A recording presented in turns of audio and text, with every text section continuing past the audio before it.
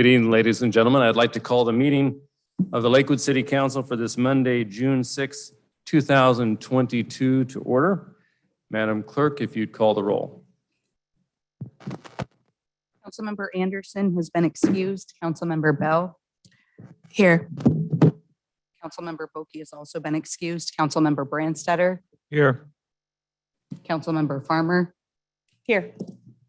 Deputy Mayor Moss. Here. And Mayor Whalen. Present. You have a quorum. Thank you very much. And I'd like to have us all stand and take a moment of reflection for two things, followed by our Pledge of Allegiance to our nation's flag. The first is it's the 78th anniversary of D-Day, the Normandy invasion, which helped lead the Allies to victory in World War II.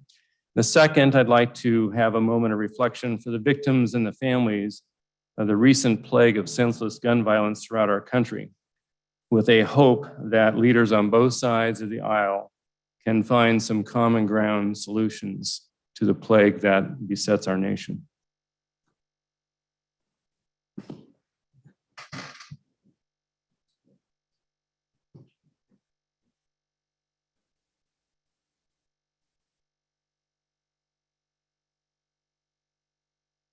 I pledge allegiance to the flag of the United States of America and to the republic for which it stands, one nation, under God, indivisible, with liberty and justice for all.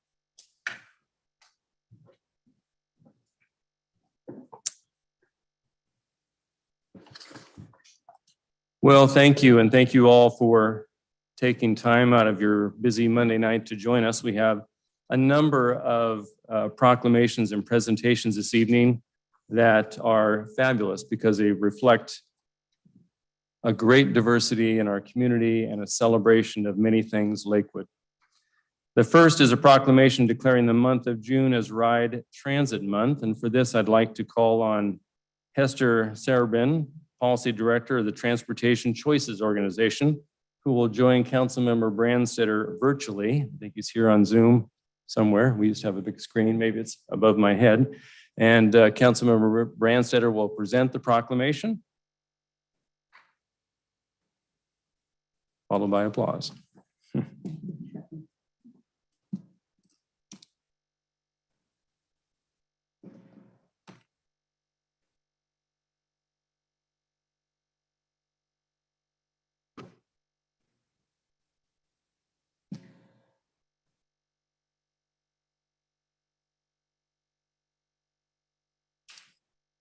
Well, welcome. Glad to have you here this evening to be able to go and do that. And it's my pleasure to read the proclamation from the council. Whereas, on average, public transit provides almost 1/4 of 1 billion passenger trips in Washington state each year. And whereas Washington transit provider landscape is vast and varied, including 32 transit agencies in urban areas, small urban areas, rural areas, serving tribal communities, and other community transportation providers. And whereas transit agencies invest almost $5 billion in transit capital and operations each year. And whereas public transportation investments generate 31% more jobs per dollar than new construction of roads and bridges, investment in transit can yield almost 50,000 jobs for $1 billion invested and have a 5-to-1 economic return. And whereas during the COVID-19 pandemic, transit agencies continued to provide more than 100 million annual passenger trips for essential workers or essential rides, as well as pivoting to bring other services to communities, including delivering meals, groceries, prescriptions to people with disabilities, seniors, others with low incomes. And whereas transit in Washington today reduces metric tons of carbon dioxide emissions each year.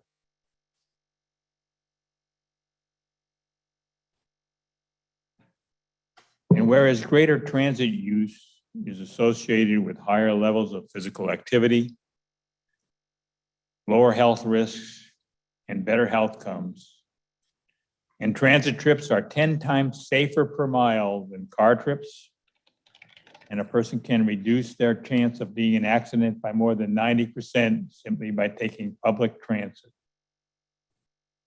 Now, therefore, the Lakewood City Council hereby designates June 2022 as Ride Transit Month in the city of Lakewood and encourages residents to observe Ride Transit Month with appropriate events and activities to promote public transportation. Proclaim this 6th day of June 2022, Jason Whalen, Mayor. Well, thank you, Councilmember. I'm sure that we'll be getting a copy of this to you, but we'd be glad to hear a few words from yourself. Hello, can you hear me? I hope so. I'm gonna go. My name is Hester Sarabrin. I'm the Policy Director at Transportation Choices Coalition. Thank you so much for having me tonight. We are a statewide organization dedicated to bringing fast, frequent, and reliable transit to all communities across Washington. We are so grateful and excited for Lakewood City Council to be proclaiming June as Ride Transit Month today. As you know, investing in transit is critical to help meet our regional goals around the environment, congestion management, good jobs, access opportunity, and more. We will be celebrating transit extra hard all month at in-person events and on social media, so we encourage you all to do the same. You can use the hashtag Ride Transit Month. Thank you so much. You're welcome. Well, thank you very much. We appreciate you coming, and we also appreciate the fine work of your organization. Thanks again.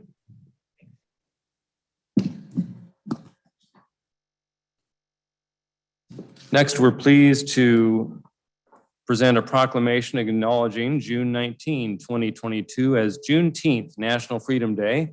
And for this, I am pleased to invite Deputy Mayor Moss, along with Clover Park School District Board Member Anthony Belize, and students Kaylin Carter, David Herman, and Stella Sheena Gordon to the podium to receive the proclamation.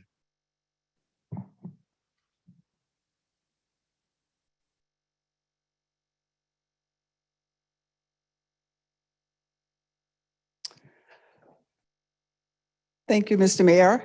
It is my pleasure to read this proclamation in recognition of Juneteenth.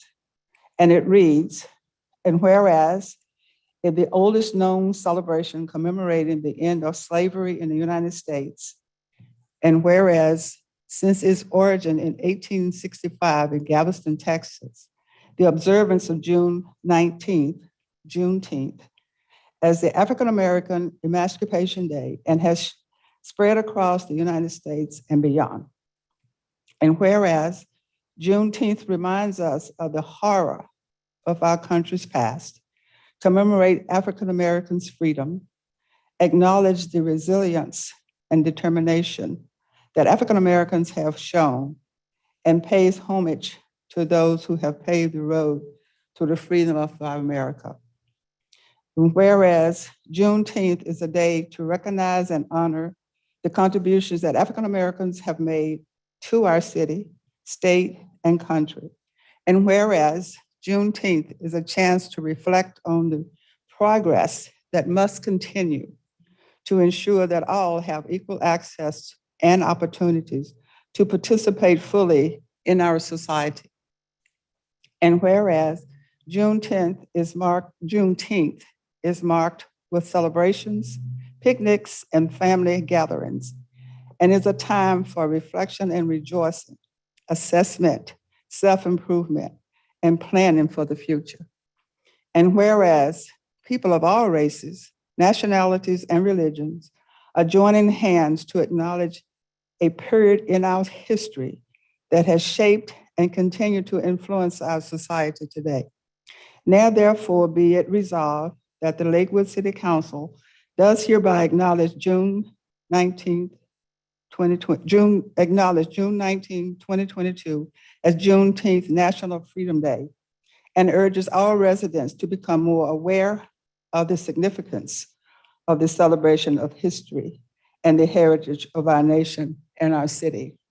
Signed this, proclaimed on the 6th day of June, 2022, signed Jason Whalen, Mayor.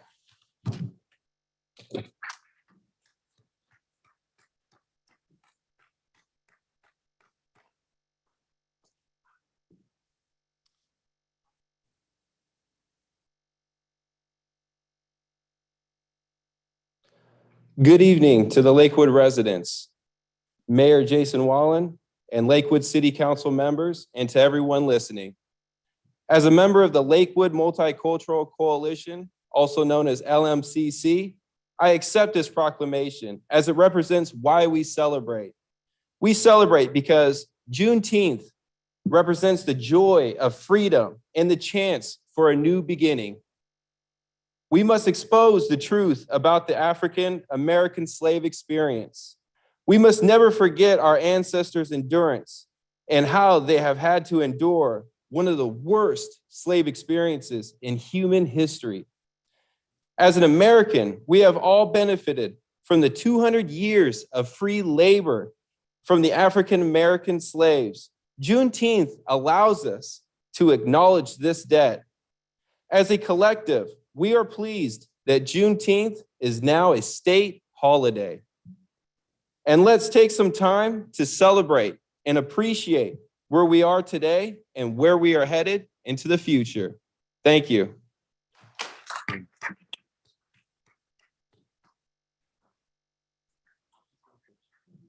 Well, thank you, Director Belize, and students. Please join us for a photograph up front here, and we'll come down and join this incredible opportunity to celebrate Juneteenth.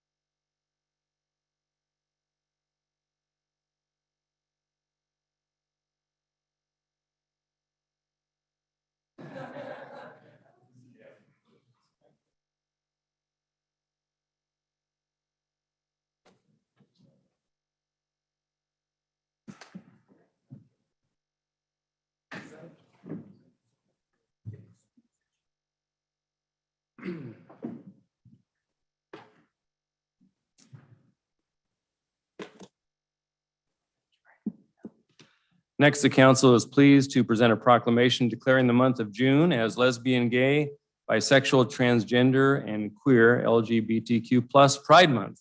And for this, I'm proud to have Councilmember Farmer join Grant Twyman, Clover Park School District Board of Director of Equity and Community Engagement, along with student Stella Sheena Gordon.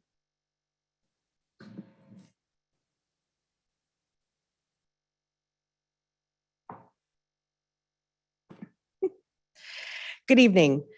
I'm really excited to be able to do this for the second year in a row, but I have to say that I really hope that in the near future, it's every month that's Pride Month and not just June.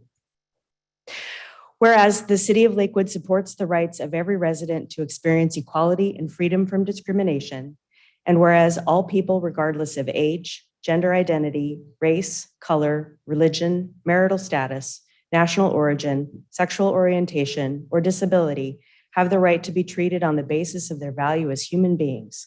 And whereas the City of Lakewood accepts and welcomes people of all backgrounds and believes a diverse population leads to a more vibrant community. And whereas lesbian, gay, bisexual, transgender, and queer communities contribute to the cultural, civic, and economic successes of the city. And whereas society is learning to embrace evolving definitions of sexuality and gender, and we acknowledge how the need for education and awareness remains vital to end discrimination and prejudice.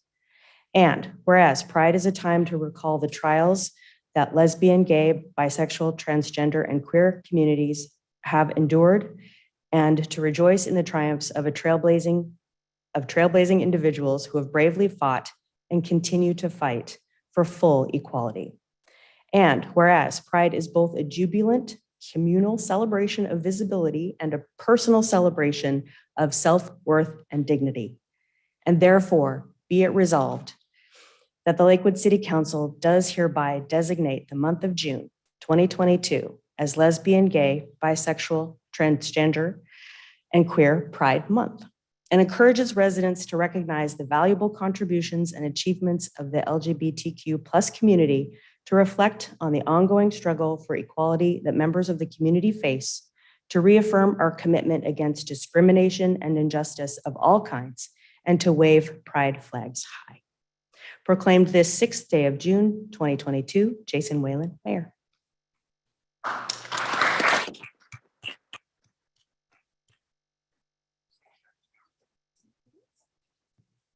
Mr. Twyman or Stella? Hi, I'm Stella Shannon Gordon. I'm a student at senior at Harrison Preparatory School. And I would just like to say that I'm honored to be here today to see the motions being passed. And it's very beautiful to see all the diversity in this room today, and hope to further that throughout Lakewood. And then we'll come on up and we'll take a photograph.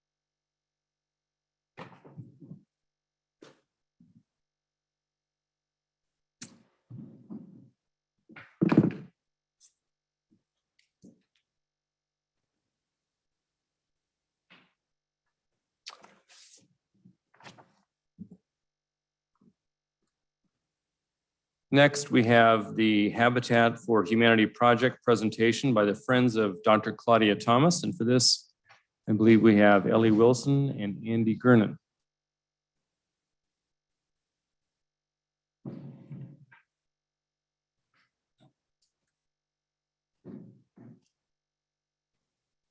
You'll be able to advance the slides.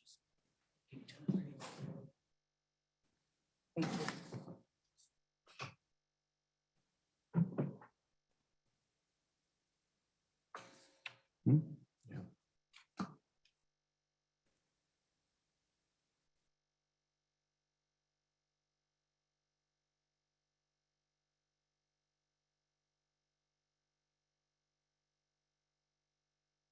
Fine. Good evening, Mayor Whalen and council members. I'm Ellie Wilson.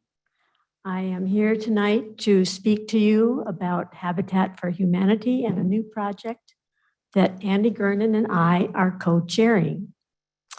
When Andy and I heard about Habitat for Humanity coming to Lakewood and wondering where they might be able to build some homes, and they contacted Andy.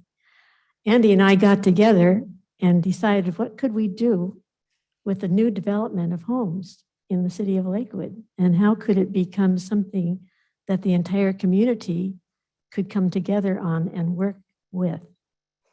So we put our heads together and we thought, well, why not have one of the homes be designated as a Claudia Thomas House, because Claudia Thomas, being the first Black mayor in the city of the state of Washington, has been such a dedicated person to be part of our community. She's been such a person that has given us so much in the start of our new city many years back. And there are so many things that we still remember her for, like unity in the community, like collaboration, like communities in schools, like Lakewood's Promise, like having the compassion and the passion to support our youth in this city of ours. So we have gone ahead and we have partnered with Habitat for Humanity.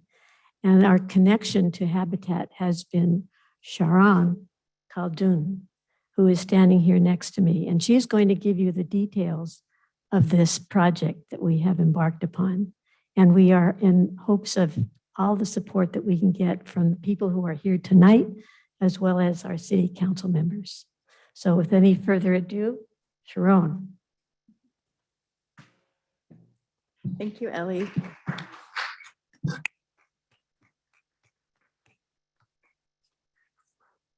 Thank you, council members, for allowing me to be here today, and for Andy and Ellie and all of your hard work. We are so very honored to be able to honor Dr. Thomas in this way. So I thought I'd share a little bit about Tacoma Pierce County Habitat for Humanity for those who do not know us. And I think most of the city council members are familiar with us, as the city of Lakewood has been an amazing partner with Tacoma Pierce County Habitat for Humanity for many, many years. So our mission is, with God's grace and cooperation of people from all walks of life, Habitat partners with families in need to own and build simple, decent, affordable housing. Why do we do this? Well, as most of you might know, 1 in 7 Washington households right now are paying more than 50% of their income on housing. And the cost to buy and the cost to rent these days is really high. I did some research, and in Lakewood alone, the average cost for an 800 square foot apartment is about $1,500 a month. And the average price for let's just say Lakewood, for a home in Lakewood is close to $500,000 these days. So what does Habitat do? We do 3 main things: new construction, which we're talking to you all about tonight; repair, for critical home repair for seniors and low income people with disabilities and veterans. And we also do renovations of existing homes. We work to preserve existing housing stock and build new stock because we have a deficit of housing availability. The families that we serve, their incomes are between the 30 and 80% area median income. And so for a family of 4, that looks like no more than about $72,000 a year. We work with families who can demonstrate an ability to pay at least a $1,100 to $1,300 a month mortgage, that they're willing to partner through sweat equity hours. Each family puts in about 200 hours of sweat equity to build their home and the home of their neighbors. And they also attend homeownership classes and education around financial counseling and credit building, but also about how to maintain the home after the purchase. We also are looking at their current housing situation. And right now, most of our families are coming to us because they are being priced out of the rental market. Actually purchasing a home through Habitat, they save on a monthly basis with their mortgage versus their rent. So in the next 5 years, we plan to build over 63 homes in Pierce County, and 12 of them are here in Lakewood, in Tacoma specifically. We have the American Townhomes development. It is off of 88th Avenue Court Southwest and Wadesworth, and it will develop about 12 townhomes. So you see there on the right, they're a side-by-side structure. They all will have a 1-car garage, and most of them will be about 3 bedrooms. So the city of Lakewood has been a great investor in this. We have home money invested. We have I believe some CDBG money for the infrastructure, and we're so very grateful.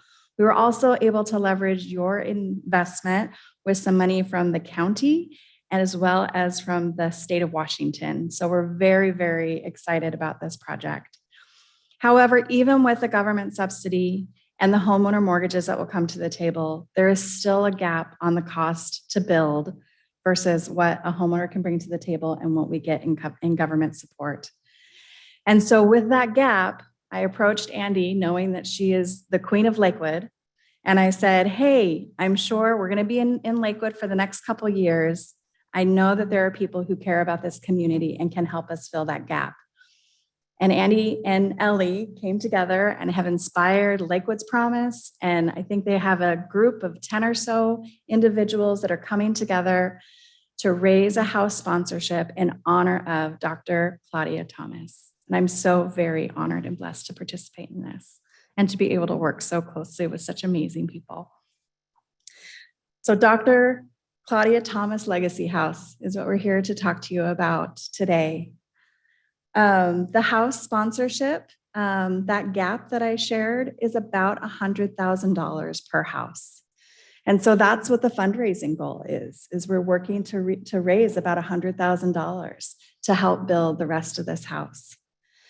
So the time frame, and this, I don't know if anybody's tried to do construction. I have to say these are not set in stone.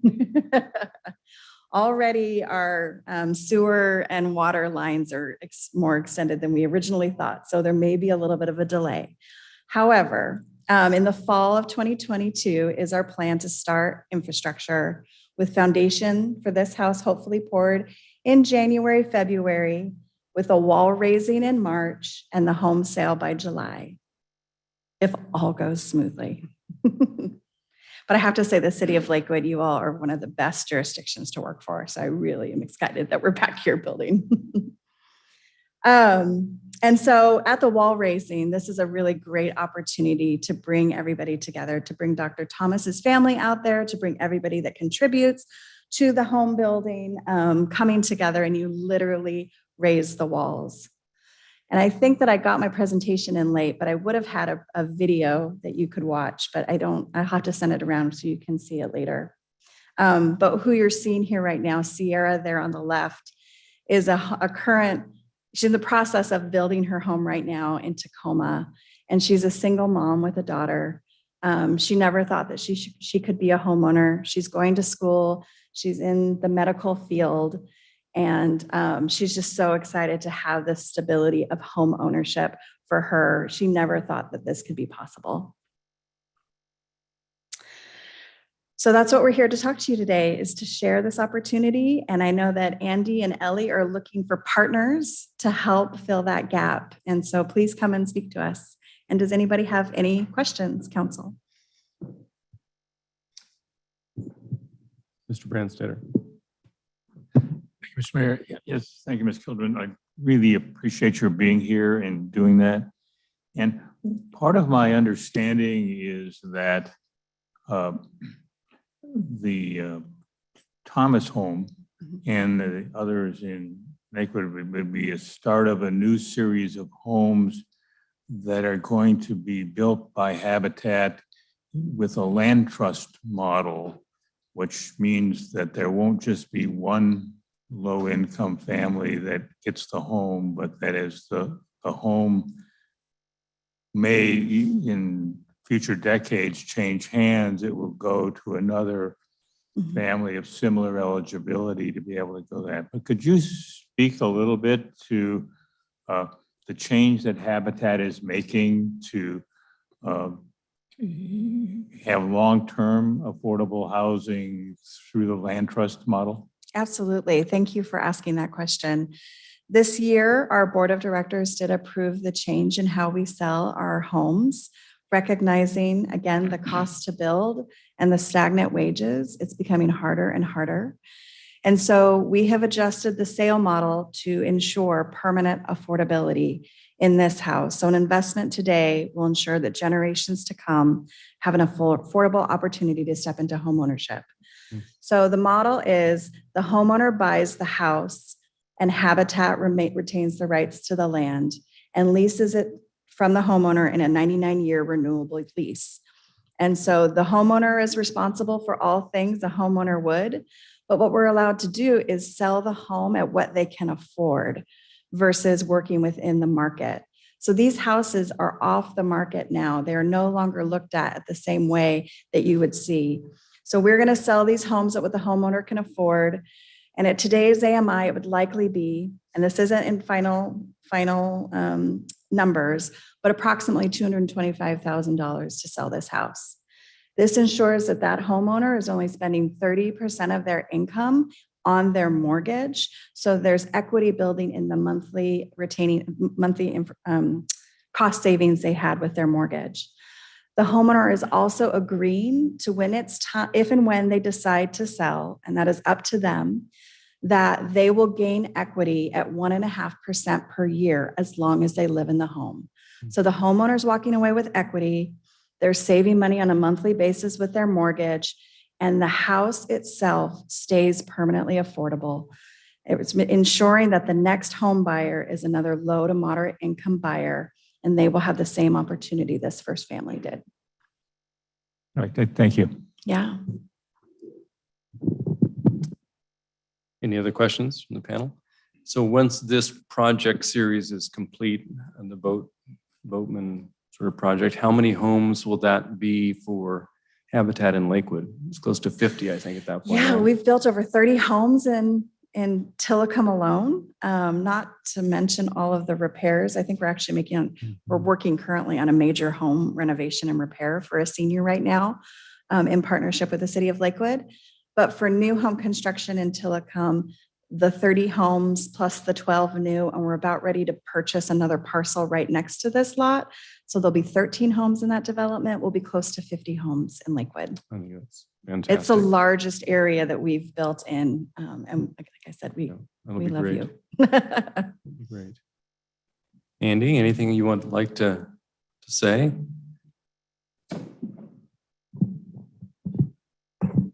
It's great to see you, by the way.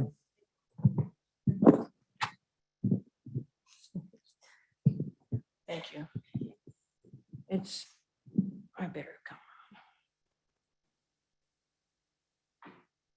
on. It's great to be back in Lakewood. I sat on that side of the council for a while and spent a lot of happy hours in this building. So I want to say how proud I am of this project, that it's a fitting tribute to Claudia.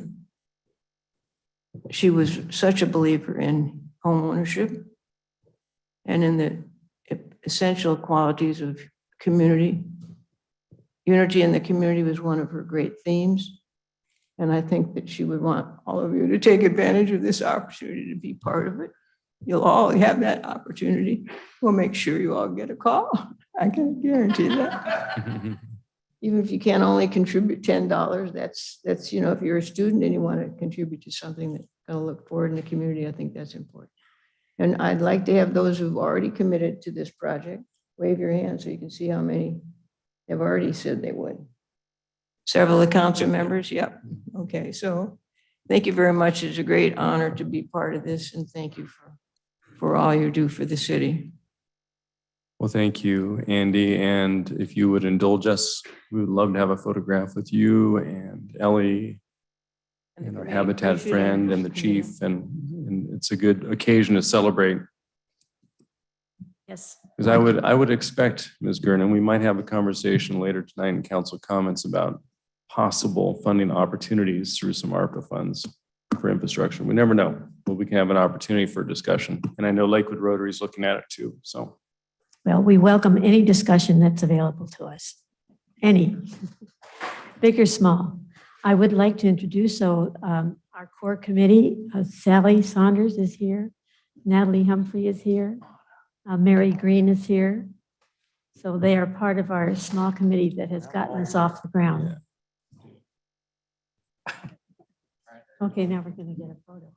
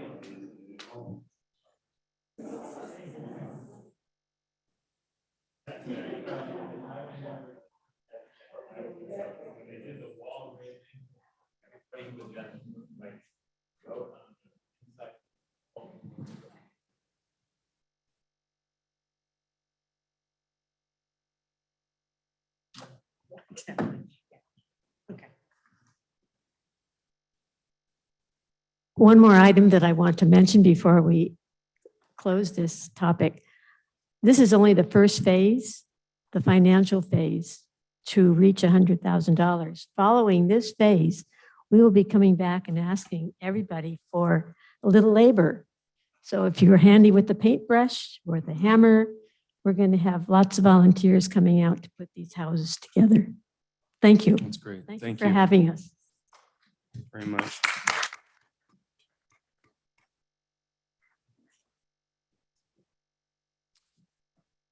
Next, we will enjoy a presentation from the Pierce County Library System. And we're pleased tonight to have Connie Behe, the Deputy Director of Public Services, to give us an overview. Thank you and welcome. Hi, thank you. I'm here to give you an update on where we're at with the status of the library and then to hear your concerns and answer any questions that I can. We had our final day of service at the Lakewood location until we opened up the temporary branch on Saturday. So that was a hard day for staff and the community. I know it's a beloved building and it's sad to see it closed no matter if it's temporary or not. It will take us a couple of months to clear out. We have relocated most staff, but it will take us a couple of months to clear out assets from the building. We have 60,000 titles and different materials in the building, so it takes quite a while. You actually have to touch each item, look at it, scan it, decide what to do with it. So it takes a little while. But let's see here. I wanted to let you know that we have 47 programs in the Lakewood community this summer as part of our regularly scheduled summer reading program. All of those, because of the pandemic, had been planned to be outside of the building in community spaces or in parks. And so those will have no interruption of services. We have staff committed to those.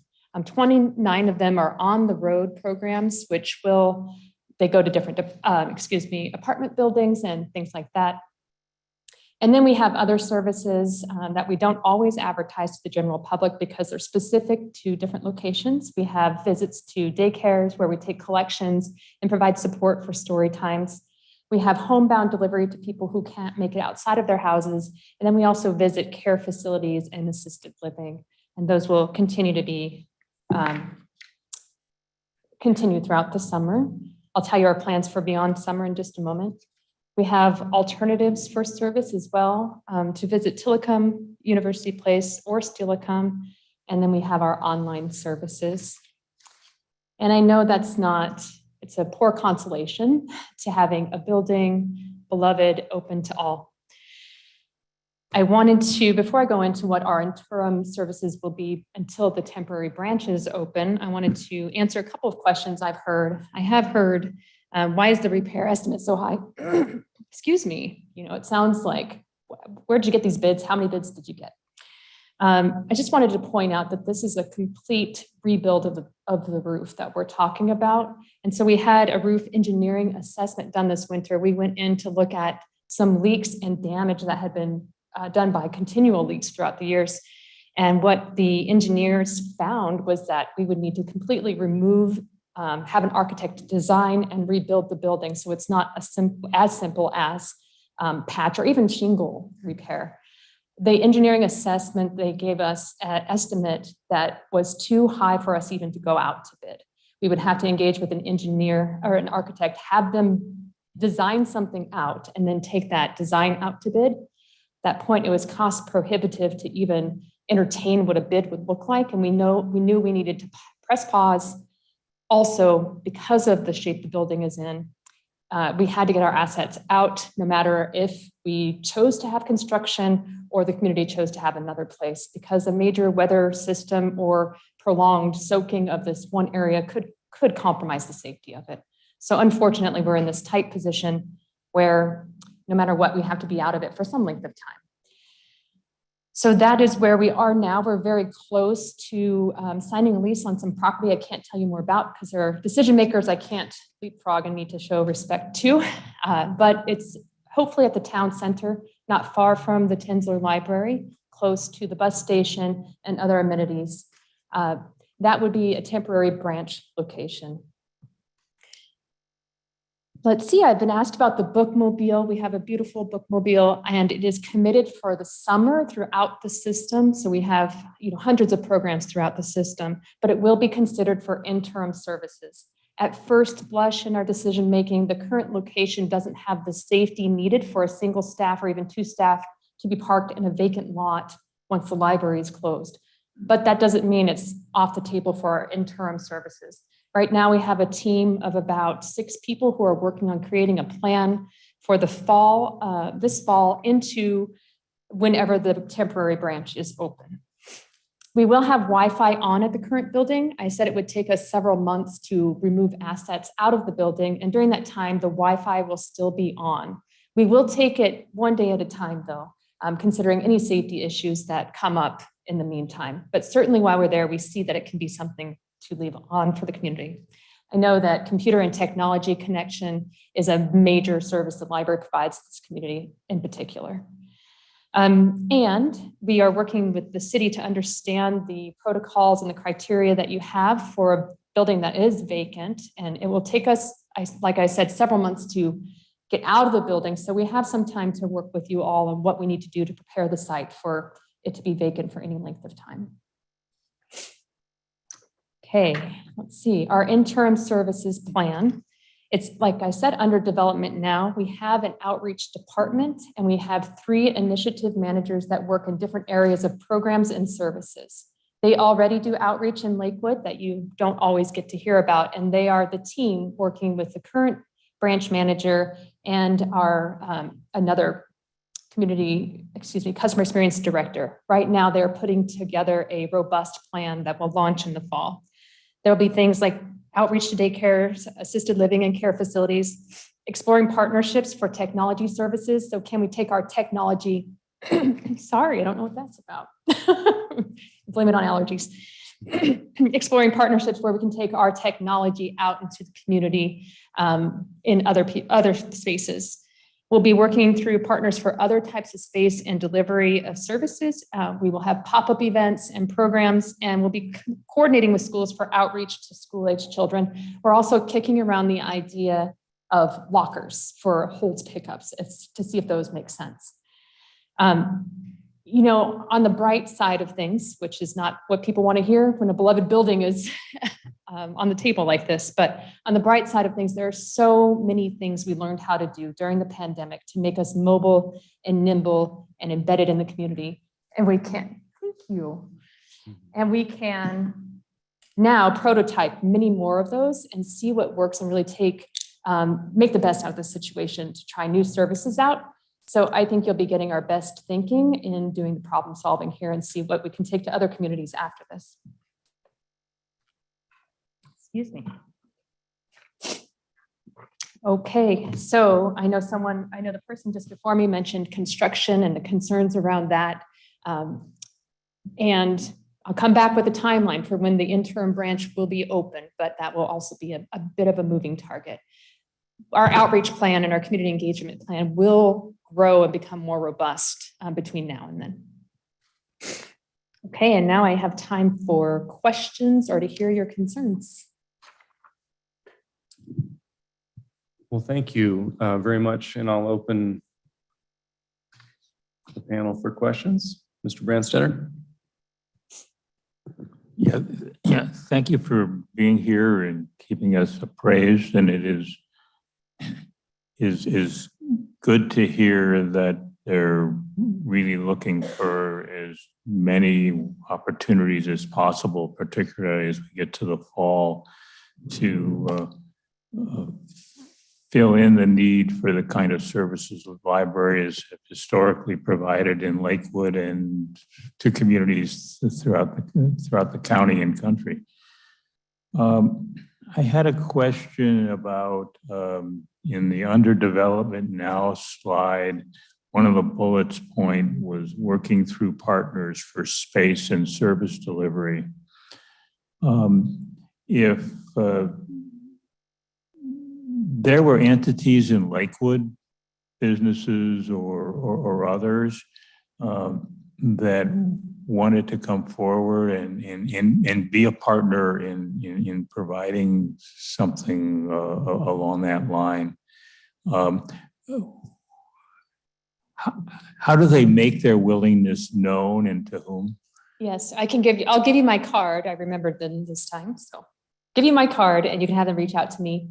But I will set up a mechanism for that so that we can reach out to the community and they can go to someone more directly to make sure the team is ready to receive that. But for now, if it's one at a time, you can send them my way. I'll give you a bunch of cards before I go.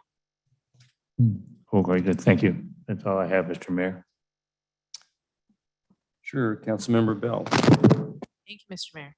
I just wondered if, I know it's under development, but I wondered if you had any information on the pop-up events and programs, and if there was anything that was semi-developed on that you could let us know about, something to look forward to.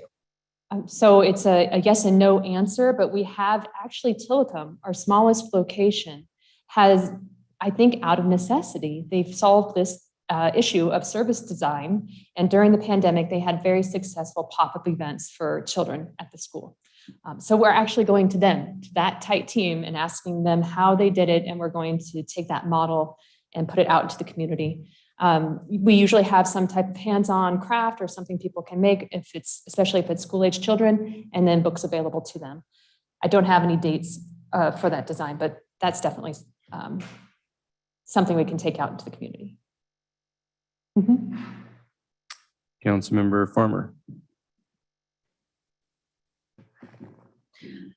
Thanks for being here tonight. I'm curious about the timeline. I will confess that I was taken aback at the swift closure of the building when we were in the middle of pulling together an advisory committee, and I'm just curious as to why. Mm-hmm. That is because we need to have the assets removed before there is further damage to the roof. And if we had decided to do the repairs, we would also need to have assets removed because a large part of the roof would need to be removed. So at the decision-making table, we saw no option to keep our assets in there. And knowing that the Community Advisory Committee was going to convene very, very soon, we've been working with the city on that. We knew that this closure date would allow us to get our assets out before any major damage from a storm system, or if the advisory committee had said, yes, let's go ahead and spend the money to repair this, we would also have our assets out and ready to mobilize. Okay, thank you. And second question, have all the staff been reassigned? Were you able to find them homes? Yes, it's been heartbreaking for staff because they're deeply committed to this. This is the type of location that people are there because they see the impact of their work and are really connected to the community. We were able to reassign the staff who do need to go to other locations. We have a couple of people who are staying locally to help with the outreach design and implement that to staff local programs. And then we have people who will be there locally to help with the building of the new location. So the staff who needed to be reassigned have been. There are no layoffs. Thank you. Nothing further, Mr. Mayor. Well, thank you, Connie, for coming. And I just wanted to ask kind of a final wrap-up question on the communication piece. This is really helpful to us. I can tell you for the last couple of public council meetings, we've had pretty robust public comment about the library. And it begs the question about a good communication piece. And I assume the library system is going to work out a great communication piece. So we'll educate the public about exactly what you presented tonight, the decision-making process, the interim services plan, and the future hope for the subcommittee that we are collaboratively working on appointing and then robustly supporting for the benefit of the community. Yes, thank you. The plan also is underway and you'll see it roll out soon. More communication. We also have committed to having at least one of us here to your city council meetings into the future until we have a new location. So we will be here in case anyone wants to chat with us before or after the meetings. Well, that would be fabulous because I have a list of folks who are here to address the council on the library Great. tonight. So That's great. Everyone should have their concerns heard. So I think absolutely, that yeah. is a great part of our engagement here. Yeah, no. Well, and I think it's probably somewhat heartwarming that there's so much energy and enthusiasm and affinity for the library as a community asset here in Lakewood. Yeah. And so I think there's just a lot of goodwill that folks have for the library and the future of the library here in Lakewood. So Yes. that's a positive thing. Thank you. I do have a quote to leave with. I want to Sure. just leave on concerns. So in the moment of any moment of decision, the best thing you can do is the right thing. The worst thing you can do is nothing. Teddy Roosevelt. I refer to this often during this process. Thank you. I am sure. Thank you again for coming. Next, we will have a youth council report and recognition. Councilmember Hank Jones will provide a summary of the work and successes of this year's youth council. And then I'll come up with Mr. Jones and we'll provide some certificates of thank you and participation to the members of the youth council present tonight.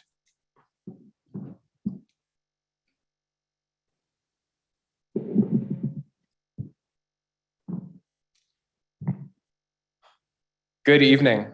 My name is Hank Jones, and this is sadly our last youth council report of the current session. I was supposed to be joined at the podium today with Brandon Elliott, but he was sick this morning and unfortunately could not make it. Over this past school year, it has been the priority of the Youth Council to plan, organize, and facilitate a youth summit in the city of Lakewood. The goals of this youth summit were to create a space for students to have an enjoyable experience and to learn about mental health, financial literacy, and other invariably essential educational fulfillment and life skills, to become inspired by local leaders, and to provide networking opportunities with community organizations and employers.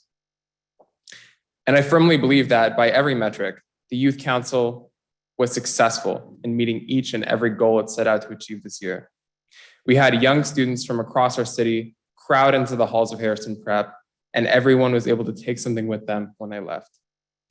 Whether students learned about credit scores for the first time, or about proper mental health treatment and self-care, or if they applied for their first job, there was truly something for everybody, and that is what I call a success. Each student who left that day more eager to reach their full potential is another feather in our cap, another achievement under our belt. While the agenda of our council has not come into full focus yet for the next year, we are determined to gain on our momentum and increase our impact.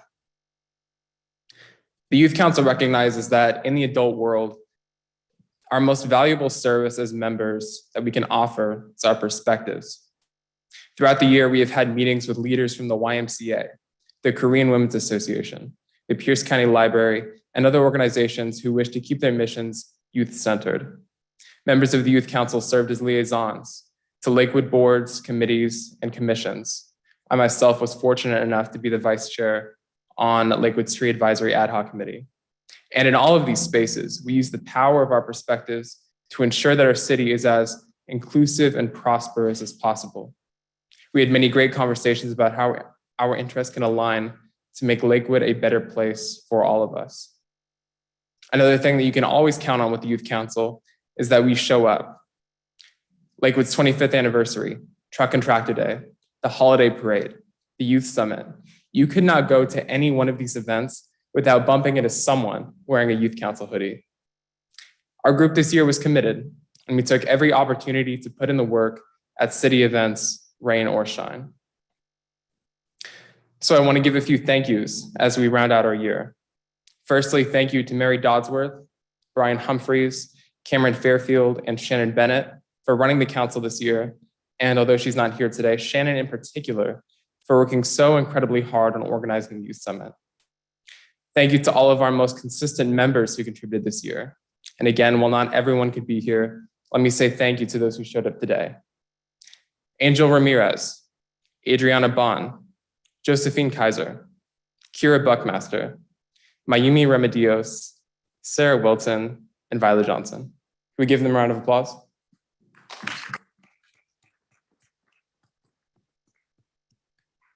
Thank you.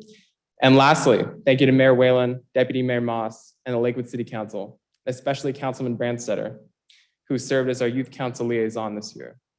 I sincerely appreciate your attendance at the Youth Summit and all of the other ways that you have contributed this year, including sitting through my monthly monologues, which I'm sure isn't easy.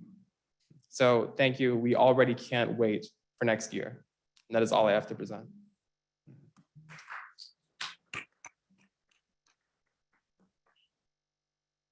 Well, before I come up and present some appreciation certificates to those of you present tonight, I just want to extend my personal thank you, and I'll open it up for the other council members. But we have so much enjoyed the work all of you have played in terms of your role here with the city, and on behalf of the youth of our city. It's been refreshing and engaging, and I think very valuable. All of the quote unquote adults that sit on the citizen advisory boards have all commented, every single one, that the input that the youth members have provided to those advisory boards and commissions has been invaluable, and they've really appreciated your voice and your work and your recommendations. So thank you for that from me for sure. And Hank, you've been incredible. So I appreciate that, sir. Yeah. Mr. Brandstetter, liaison. Well, to say that the city has benefited from the efforts of the youth council, but I think that you should understand that I think that your peers in the community, the youth of this community, have benefited from the fact that you were their voice and helped them to do things. And, we have a youth council, not solely for the benefit of the city council or the city, but the youth council is intended to be a relationship that, while we get things, that you also get something from the experience. And so I've sensed that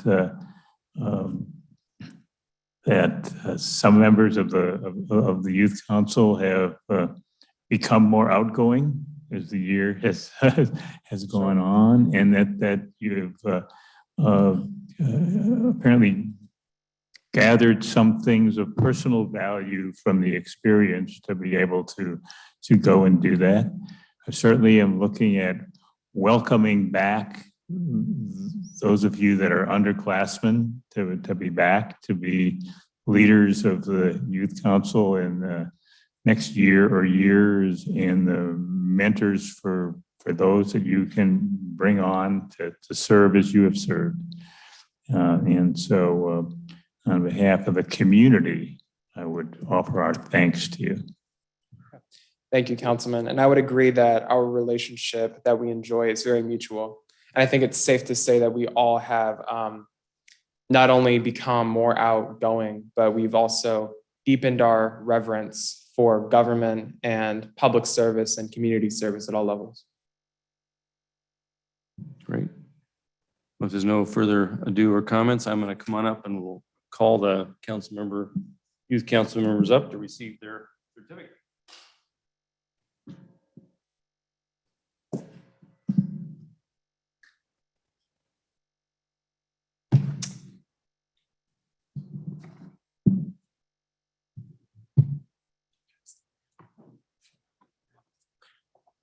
Here.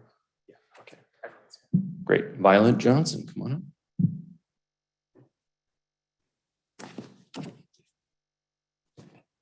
And then what we'll do is we'll have you all kind of take your certificate and we'll go up to the front and we'll get one big group photograph with everyone. So that would be great. Oh, congratulations. Thank you. Yeah. Stand up there. Sarah Wilton. Good to see you.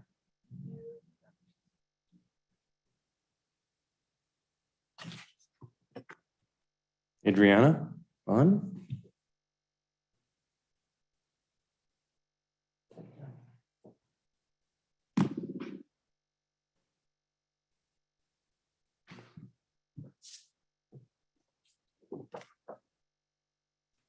Mayumi Remedios.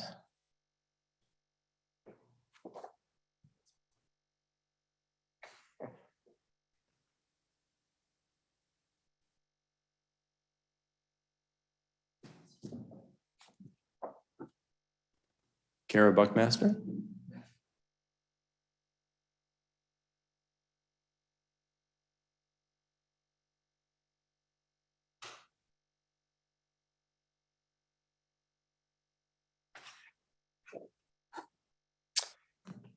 Angel Calderon Ramirez.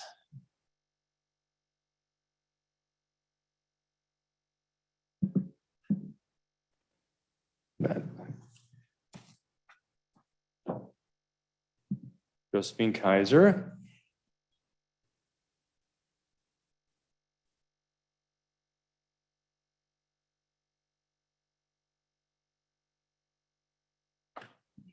I think it is Mr. Jones, Hank.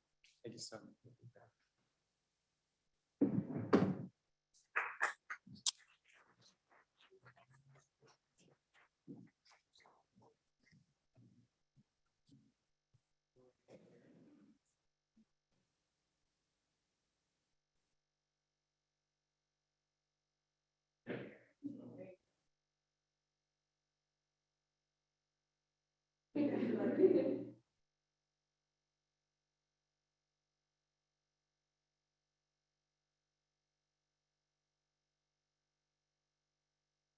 All right, guys.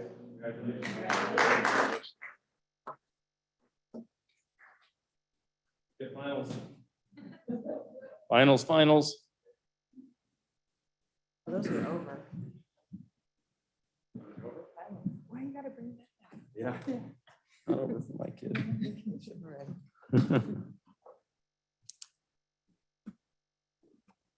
Okay, and last but not least on our list tonight for the presentation proclamations section of tonight's agenda is the Clover Park School District report.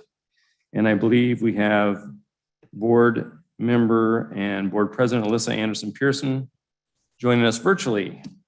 Yes, hello. Good evening, Mayor Whalen, Deputy Mayor Moss, and council members. Thank you so much for having me tonight. We are busy at the Clover Park School District. We have graduation coming up on June 9th and June 10th. We are very excited for that and proud of all our graduating seniors. Lakes and Clover Park High School ceremonies are scheduled for the 9th at 4 and 7 p.m. at the Tacoma Dome. And the Open Doors program and Harrison Prep ceremonies are scheduled for Friday, June 10th at 3 and 6 p.m. at Clover Park Technical College's McGavick Center. Employee of the Year awards were awarded to 3 employees in our district for the 2021-2022 school year. The certificated employee of the year was Dennis Selberg, library media specialist from Oak Brook Elementary. The classified employee of the year was Jody Coppage Pope, food service worker at Rainier Elementary School. And the administrative employee of the year was Marianne Rubrick, principal at Carter Lake Elementary School. And just so everyone is aware, the employees of the year are selected by an independent panel of judges from the community. We will have our district retirement receptions on June 13th. We always love celebrating our retirees, but we also are sad to see them go. Our Open Doors program earned the National Cognia accreditation. It's only the second Open Doors Youth Re-engagement program in the state of Washington to earn the accreditation from Cognia, and it joins Lakes and Clover Park High Schools and Harrison Prep School as accredited schools in the district. So we are very excited about that. We had Lemonade Day this past Saturday, and it was a great success, and we heard very positive feedback. We partnered with the Lakewood Chamber of Commerce, and Idlewild Elementary School fourth graders learned how to operate a lemonade stand, and they set up shop at 10 locations to sell lemonade. So it was a great opportunity to engage with the community and introduce students to entrepreneurship. And separately, Custer Elementary also had a lemonade stand at their school.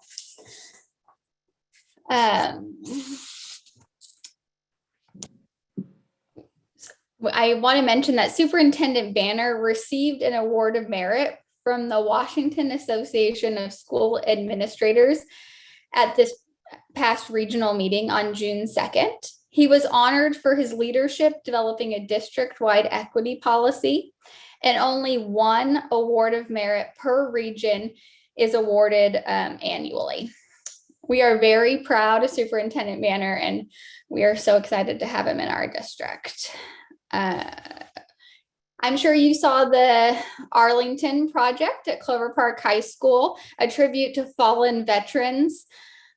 This gets a lot of attention. It is just an amazing project. A lot of people visit the site, and we were happy to celebrate in person again this year. It's just a wonderful project, and we're excited that we get to keep the tradition going. There will be a 2022 summer lunch program. We will offer lunch for children 18 years and younger this summer at several district schools. The program is offered through the U.S. Department of Agriculture's Summer Food Service Program. Meals will be served on a first come, first served basis and must be eaten at the school. And there will be more information on our district website. Kindergarten registration for the fall is underway. So if you have an incoming kindergartner, please get them registered. To begin kindergarten, children must be 5 years old on or before August 31st, and the child's birth certificate and immunization records are required at the time of registration. Our last day of school is June 15th. Of course, not for the seniors, but for everyone else. And I'm sure they're very excited to go off and enjoy summer break. Hopefully the summer weather here joins us shortly. And this 2022-2023 school year will begin on August 31st. I also want to mention that Clover Park is offering bonuses of up to $3,500 for new hires. Due to the pandemic, the district has many positions to fill inside and outside of the classroom.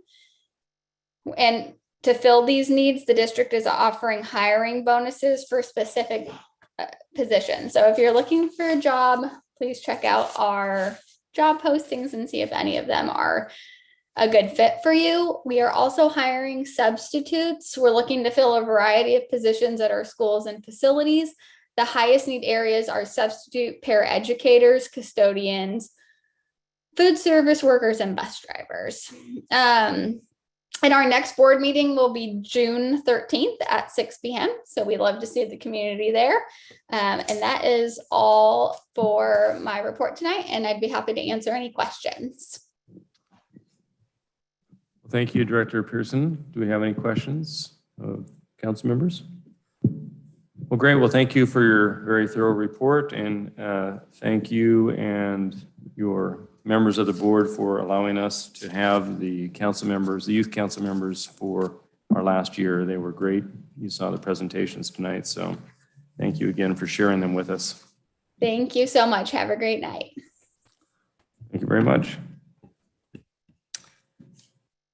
We now turn to the public comment portion of tonight's agenda. Public comments are accepted by mail, email, or by live, virtual, or in-person comment. Comments may be mailed in advance or emailed in advance to Brianna Schumacher, the city clerk, at 6000 Main Street Southwest here in Lakewood, or to her email address bschumacher@cityoflakewood.us. Comments received up to an hour before the meeting have been provided to the City Council electronically. I know I've received several, but the clerk will read the names of those who have submitted comments in advance. Mayor, we received comments in advance from Karen Claypool, James Dunlop, Chris Pyatt, Judith Minetti, and Christina Minetti. Thank you very much. Members of the audience may comment on items related to any matter pertaining to city business under this public comment period. Comments are limited to 3 minutes per person. Virtual comments are also allowed. If you'd like to provide live virtual public comments, please join the Zoom meeting as an attendee by calling the telephone number on your screen or on our screen and by entering the meeting ID number present. Please use the raise the hand feature to be called upon, and we will call upon you in the order in which your hands are raised. So I will first call on the individuals who have signed up in the sign-in sheet here physically to speak to council, and then will follow by those who wish to address the council via Zoom. First on the sheet, Glenn Spieth.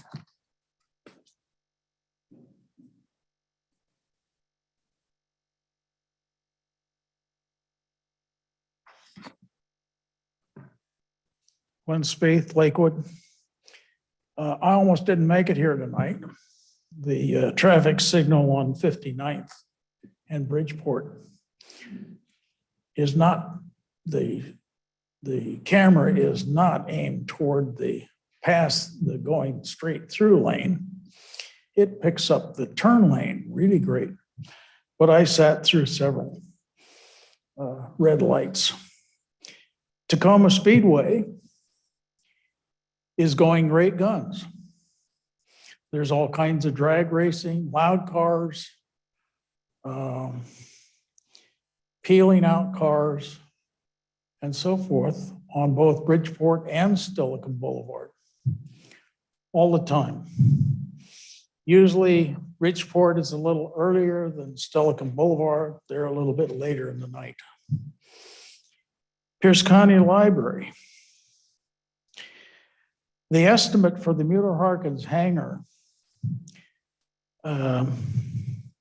was done by BCRA, and it listed $3.3 million to refurb the building so it was usable as a museum for the Lakewood Historical Society. That was unaffordable at the time. I thought it was kind of a crazy estimate. When they changed directors at Clover Park, the previous director said there's no danger in anything happening to the hangar. That was going to be there for a long time. He understood the historical reasons for that. However, he got a job back east, and there was a new director that came in. And the state was hounding her for doing something with the building. So they rehabbed that building. The only thing they left was the roof and the supporting pillars. They demolished everything else inside and outside. And that included some of the original wood that was from the Speedway because it was stored in there. That all disappeared with the demo. The cost to Clover Park Vocational School or Technical College was $1 million. So BCRA's estimate to just do some minor refurb to the building to make it habitable, upgrade the bathrooms and so forth, wasn't very good. Thank you. Thank you. Next, Mr. James Dunlop.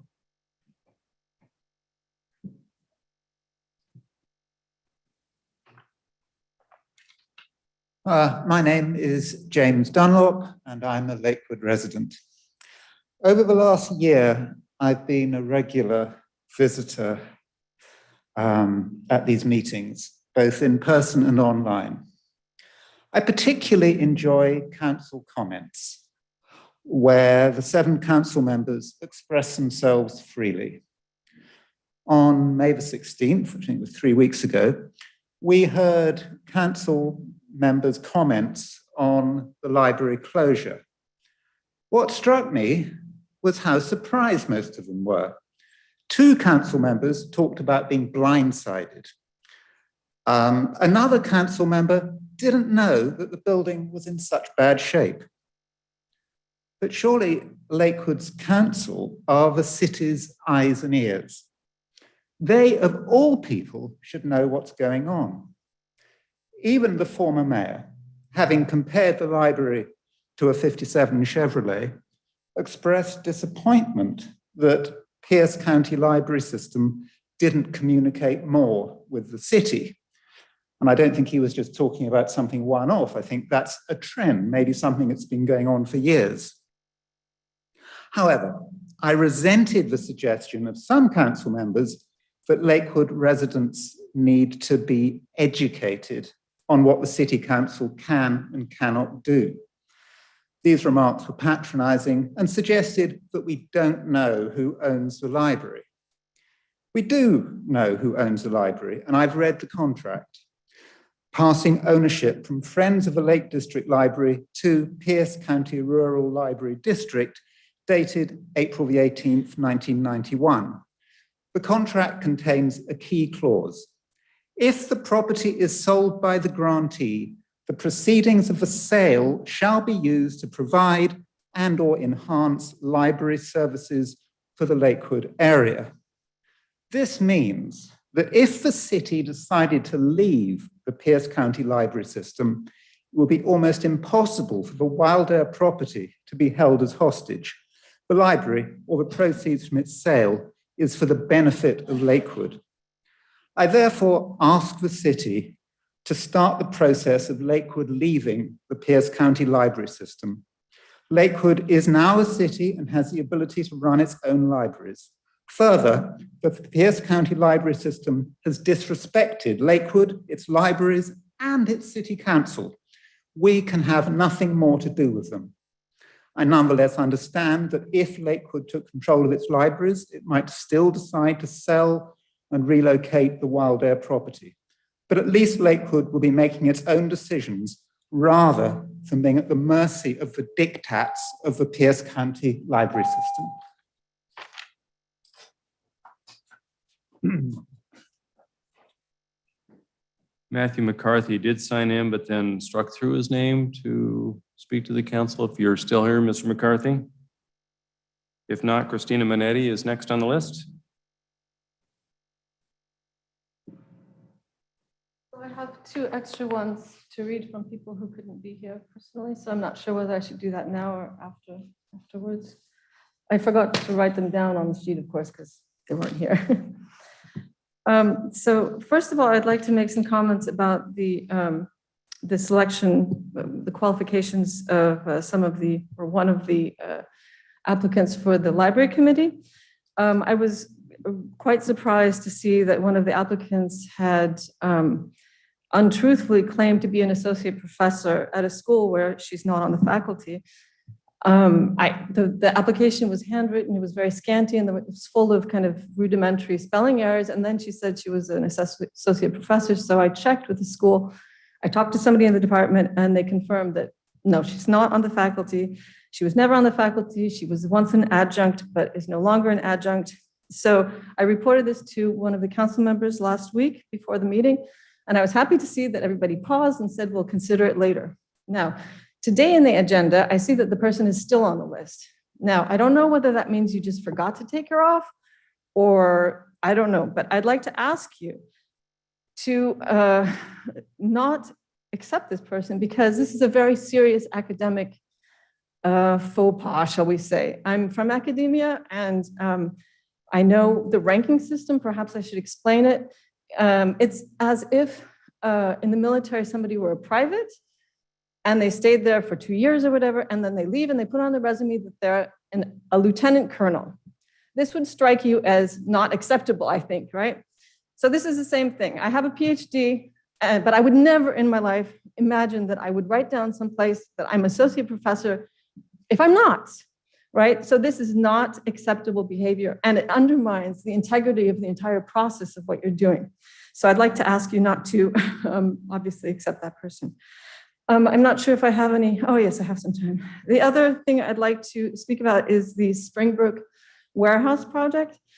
Of course, the decision to issue the permits was announced last Thursday. Permits to develop the floodplain and also cut down the 114 oak trees and approximately 40 other trees.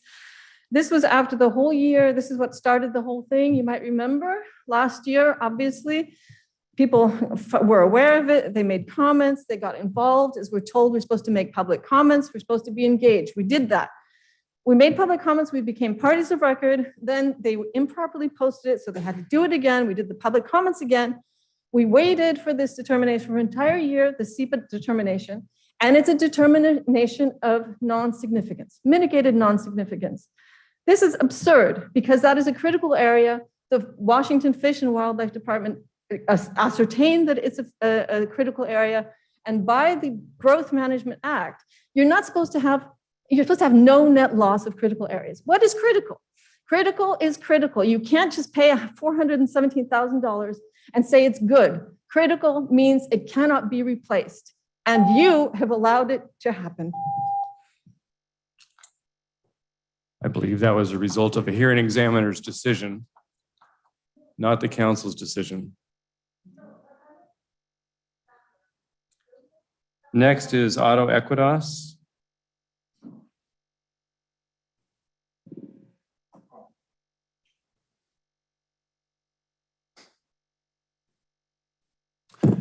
My name's Ado Equitas, and I'm the chairman of the Panther Party, and I'm going to try and watch my mouth. Let's start with the trees. When the ad hoc committee was formed, we were told, please don't assume it's failure ahead of time. And I told you exactly why we did. Guess what? You failed. It was all a smokescreen, like we said. The people already said they didn't want it.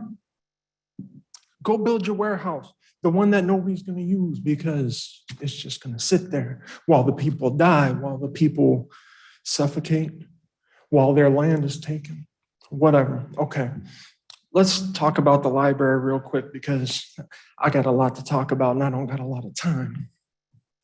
They already covered the library for a good chunk, so I'm only going to say two things about the library. One, if you guys are going to bring a rep out from the library to let the people speak to them like you guys said you were going to, do it before you close the library. And then when you bring them out and she talks about how sad it is, make sure she doesn't do it with a smile on her face. Now let's go on to Juneteenth. We talked before. It was on the phone last time because, it was during COVID. And we were talking about Martin Luther King Day. And I was like, that must taste nasty coming out y'all's mouth. And now we talk about Juneteenth. It's a great holiday. What does Juneteenth mean to you guys? Because to me, it means something more than keeping 3 Black leaders back here on the sidelines and not letting them say a damn thing. And then you have a homie that sounds like a game show host come up and talk, and you kept them in the background. Do better. The first time I talked at this thing, I said that the people are here waiting for a leader. They're thirsty for it. All you gotta do is give it to them. And you haven't yet. They're still thirsty. Give them something to believe in, because right now you're failing. There's 3 people on this board that I think actually hear us. They might not like us, but they might actually hear us. And the thing is, I think I know the 3 that do, I think they know who they are. And that's good. The bad part is the ones that aren't a part of that group, I think you guys know who you are too. And that's bad. All power to the people. Oh, justice for Saeed Joaquin, because he's still dead. Juneteenth. Next, Licentia Immortalis.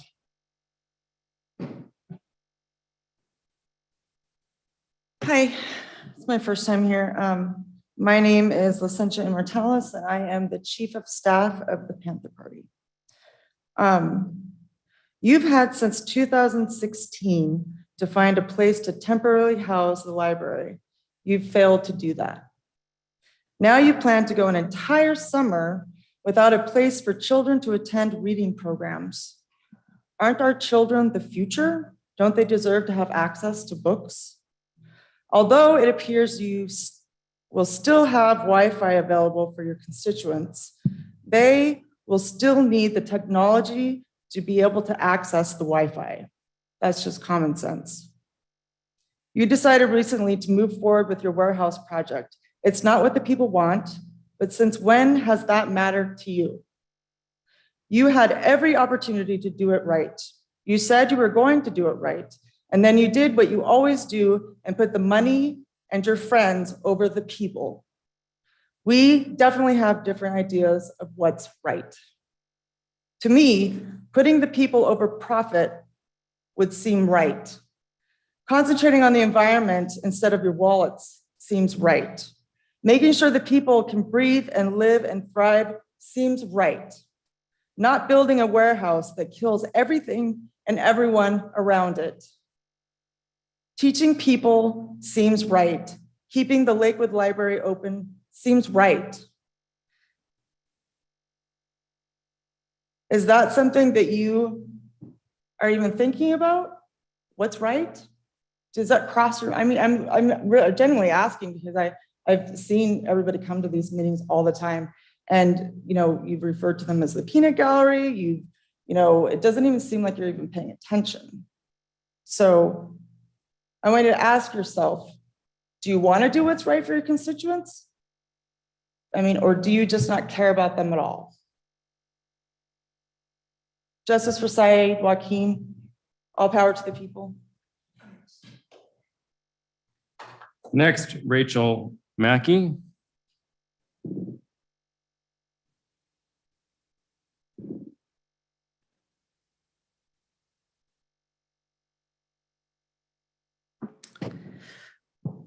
Good evening. My name is Rachel Mackey. I'm a teacher and a Lakewood resident.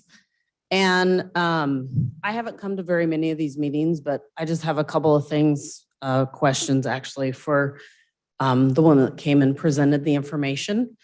The one question that I had is, I live in the neighborhood and I pay attention to stuff that's going on, but my question is, they've closed the library, school's getting ready to be out. I'm a teacher myself.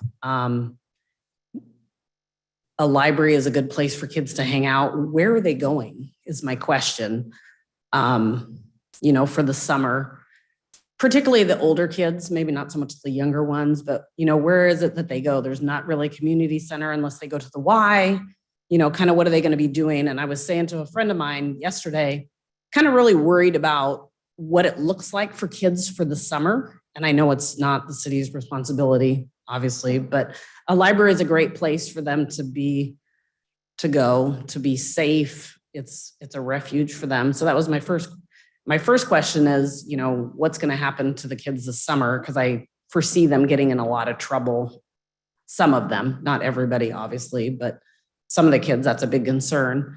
And then the second question is, I'm really curious to know, because I use the library all the time myself, I understand they're rehousing it and going to put it somewhere else, but I guess I'm just really curious where that location is within the Lakewood Library.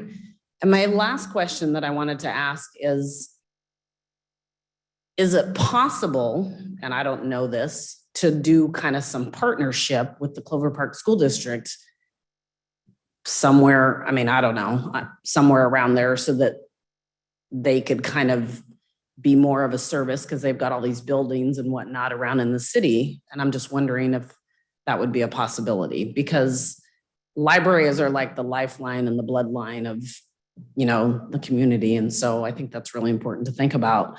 The other thing is, I know people are really upset and angry. I think something that needs to be said is that I know you guys are getting barraged with all kinds of different comments and things, but I just want to say you guys are in a tough position. I mean, you're not obviously going to make everybody happy, right? I mean, but I think listening to the people and getting more information out early, I think alleviates some of this, you know, extra anger and things that are going on. So that's all I wanted to say. Thank you. Thank you, Rachel, for coming.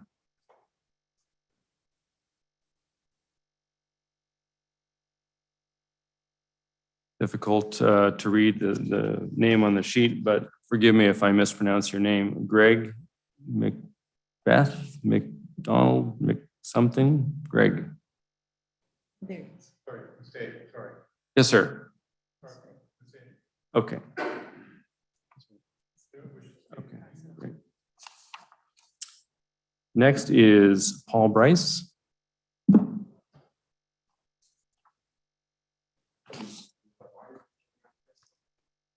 I'm sorry, sir? I printed some stuff out. Am I able to hand you guys some of them? Certainly, through the clerk, you bet.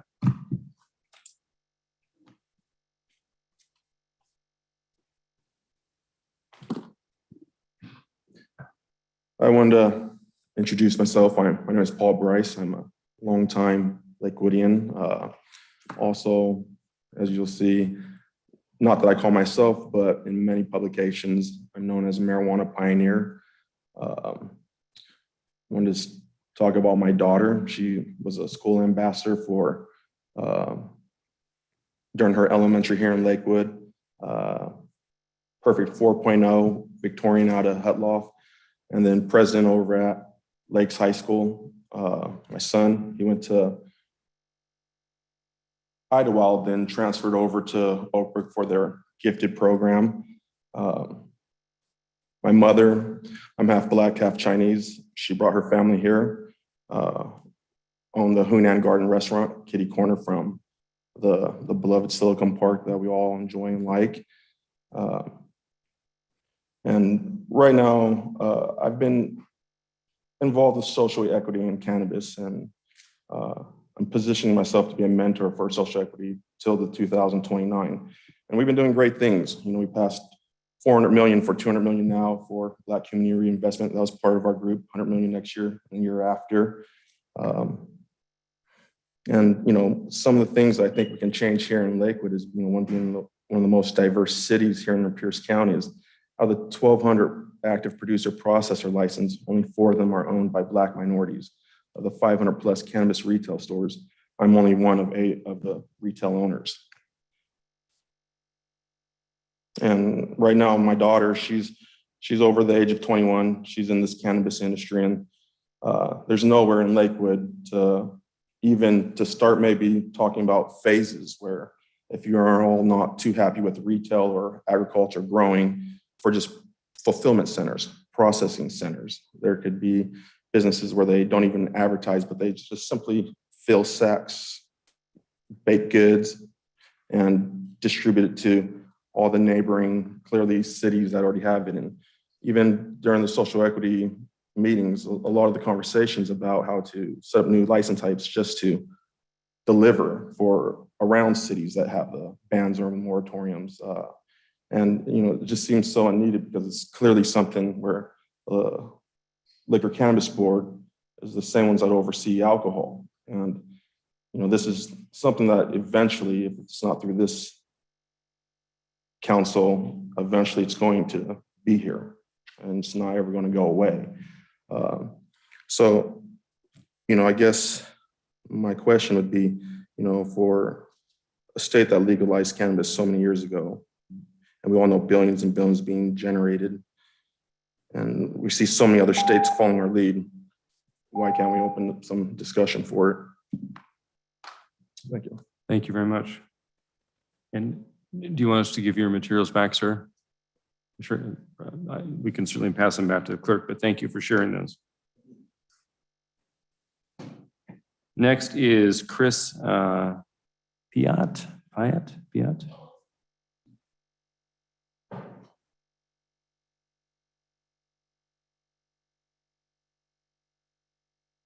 Hi, it's Chris Pyatt.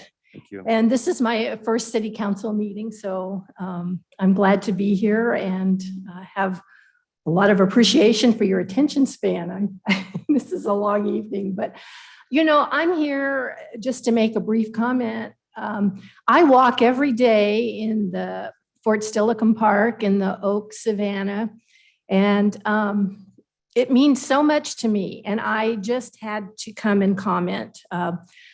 I went on the tour that the city of Lakewood gave this past week, along with the Tacoma Tree Foundation and the Washington Department of Fish and Wildlife, and it was very enjoyable. But I just have to say, I'm deeply concerned about our environment. I hope we all are, but I'm asking the city council, I'm asking all of the departments, the administrative departments and the policymakers, the policy staff to really, in your conscience, step up as fully as you possibly can. We need, our tree canopy here in Lakewood is a treasure. And we have just the last few remnants of our oak prairies remaining in this state. A whole lot of it, small as it is right here in Lakewood. So we can't allow these majestic trees and these habitats to be destroyed for parking lots and warehouses. That is just not a good trade-off. And I really, from my heart, want to ask that you fight the good fight on this. We need to protect and preserve what we have for ourselves, for our kids, for our grandkids, for future generations. So thanks for listening to my concerns, and I hope to be back again. Ms. Pyatt, your city of residence is Lakewood. I just want to confirm for the record. Yep. No, you're fine. It's on the sheet here, but we want to get it on the record. Thank you.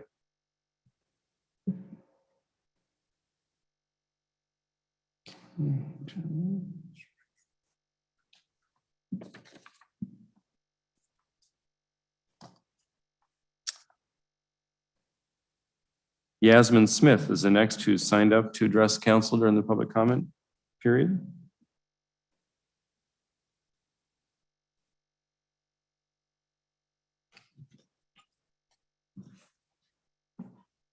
Thank you for having me.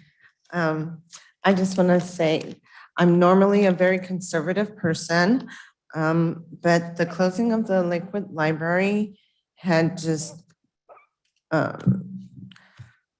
piqued my ire. I have been a community member for over 50 years, giving away my age. You know, I'm a Lakes High School graduate.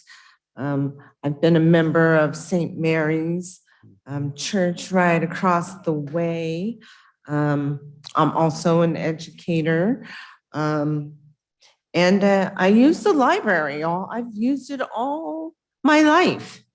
And it is a flagship of our community.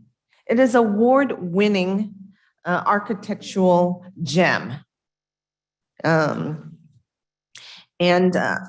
came and I looked at the city council's goals and your core values of family, community, education, economic prosperity, equitable delivery of municipal services. And I have to tell you, it's I have to hold you accountable because accountability is in here also. Accountability, the city is accountable to the community. And the only way I know how at this time is to come and voice my concerns. There are other things in here along with the economic development, and I would like to ask, what are you doing to expand and improve the community assets for library? What are you doing? That's something that I would like for you guys to answer. Another thing is that you say that you want to support and preserve historical, cultural, and economic places of significance. The library certainly is a historical and cultural place of significance. And I don't know any large municipalities that don't have a library. And I think that the library system, if they put as much effort into restoring our gem flagship as they have or seem to be wanting to do about partnering with other entities in the communities to parcel out what could be in our hub, we could have our library. Also, oh man, you talked about transparency.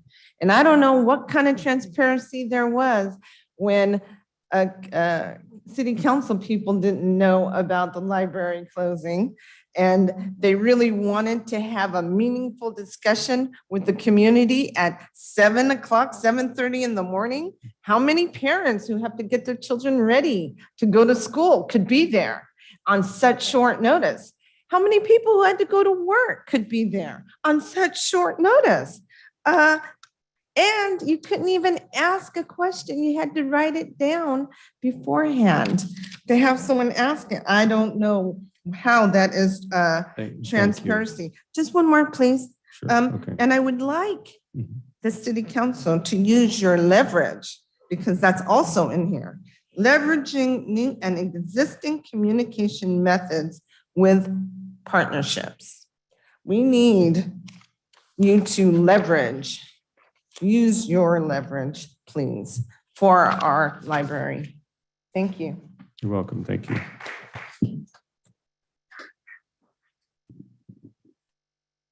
So the next on the sign-in sheet is, looks like Leona DeVere.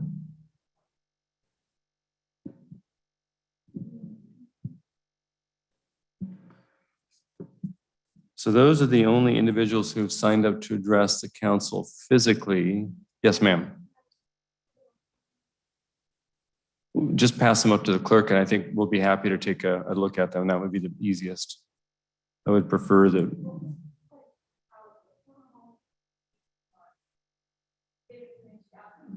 Do we have a name and address of record for the person for the record? Well, a name at least would be great. Darla Litaker, I think, but I have to check her last name. I have it over there in my folder. So this is from Darla. What's her last name? I think her last name is Litaker, but I have to check my folder over there.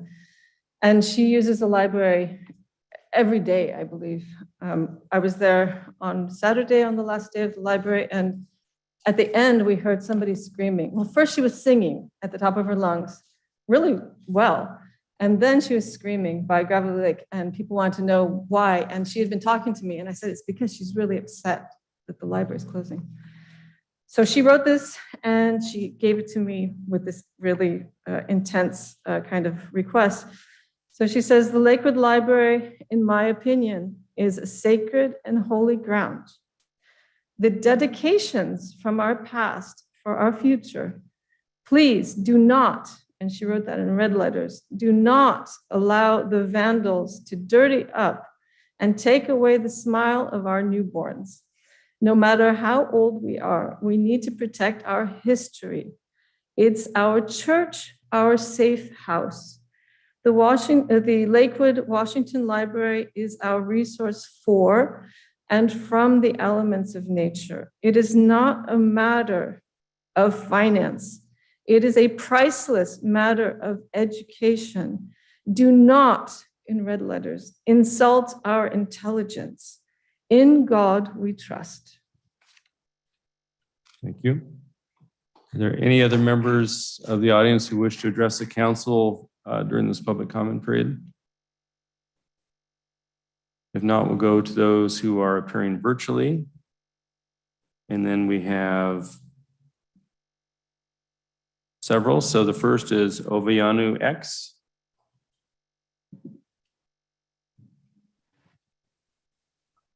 Good evening. Interesting, it's been over a year I've been coming to these and still nobody can pronounce my name. General Ovanayo X, Black Panther Party. First on my agenda, I would like to address the library. It is a historic building, as you've heard many people already say, as you know yourself. You're tearing down access to knowledge for the community. You know, you want people to be educated in this community, but you want to tear down the things that gives them education. And that brings me as well to a subject within the schools, another access to knowledge. You're taking away things like CRT. You're taking away true American history. You know, we want access to these historical things. We want access to history. But of course, why let the minorities have it? Why let the poor people have it? Then you want to take away our trees to put in warehouses, to increase our carbon footprint. Why? We can't have health? You know? Why is it the poor people got to suffer? Then, on top of that, we have limited access to healthcare already. And you're just adding more of a health problem to the area. You're taking away homes. Talking about you're going to add homes. You're talking about adding homes to Telecom. I ain't seen nothing nice out there that has been built within the last 5 years, except for a bridge that goes in the circle. And you tore down some endangered trees to do that. Shame on you. Another thing, Juneteenth. I see y'all talking about it over and over and over, and it is a beautiful thing.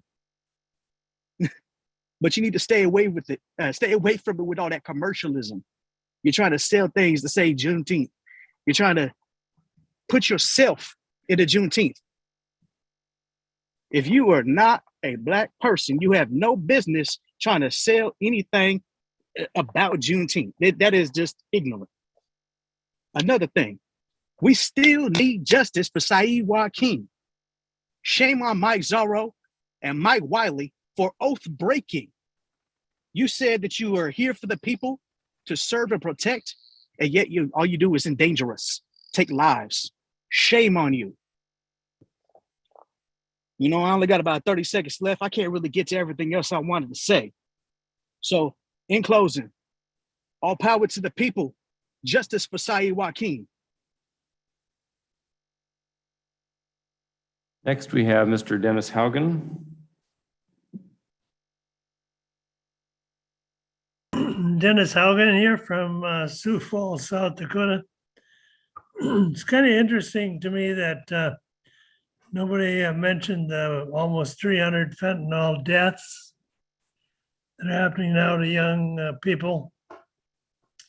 At least that's what the most news reports seem to be at.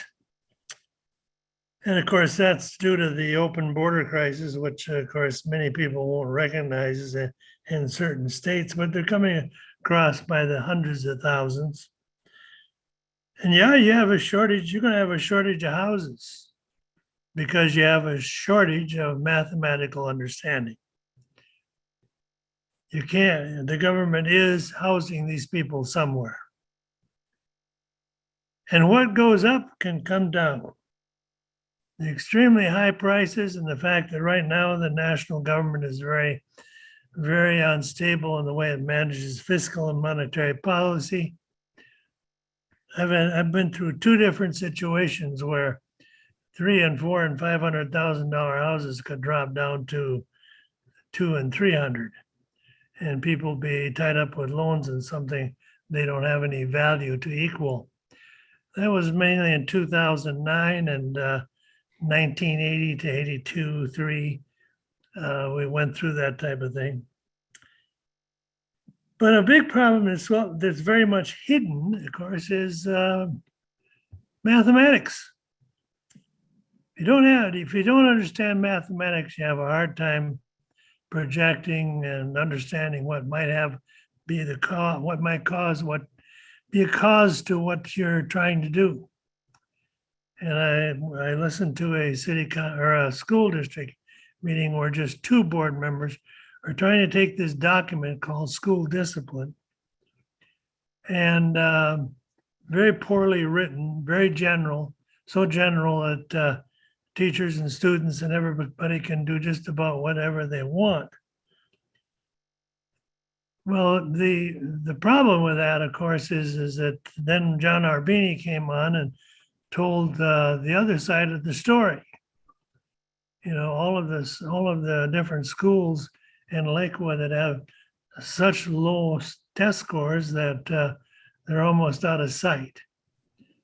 So in a way, you're kind of with the cherry picking that the school district does when they talk to you, is giving a unbalanced view of what's going on in the school. And of course, math is very important, especially for jobs and even for law and order, because if you don't have a job, what are you going to do? Thank you. Next, Docere Pharmacus.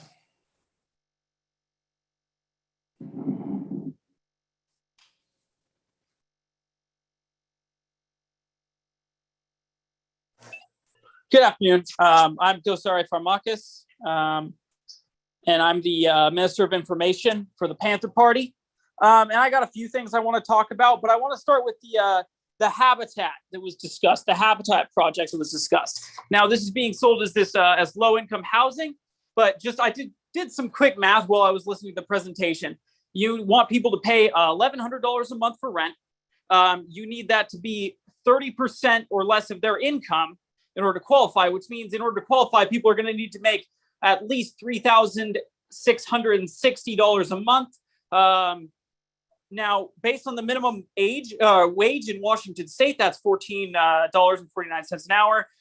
Someone would have to work 253 hours per month, which, considering that average month has 4.35 work weeks, that means that's 58 hours a week. So I would like to know why a project, what we have is a project where you want the community to bankroll you, and then you want us to provide free labor so that low-income families can work 60 hours a month to afford to live there.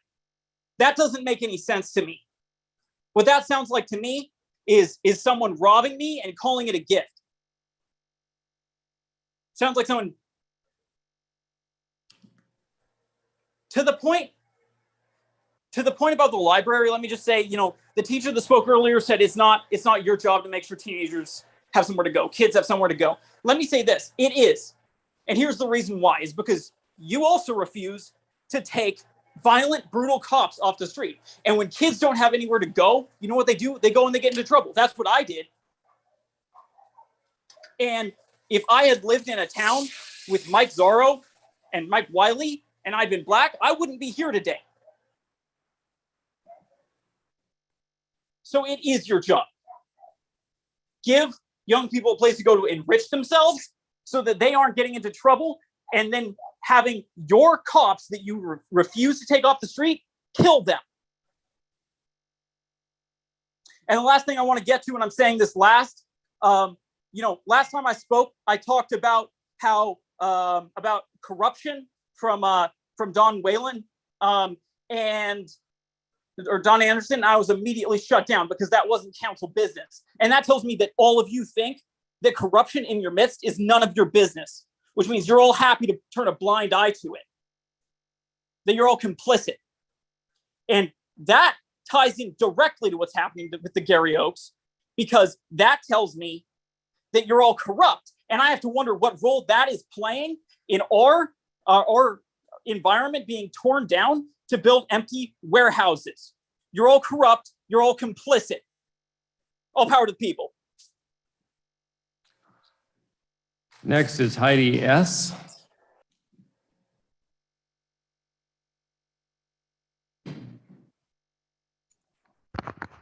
Hi, my name is Heidi Stevens.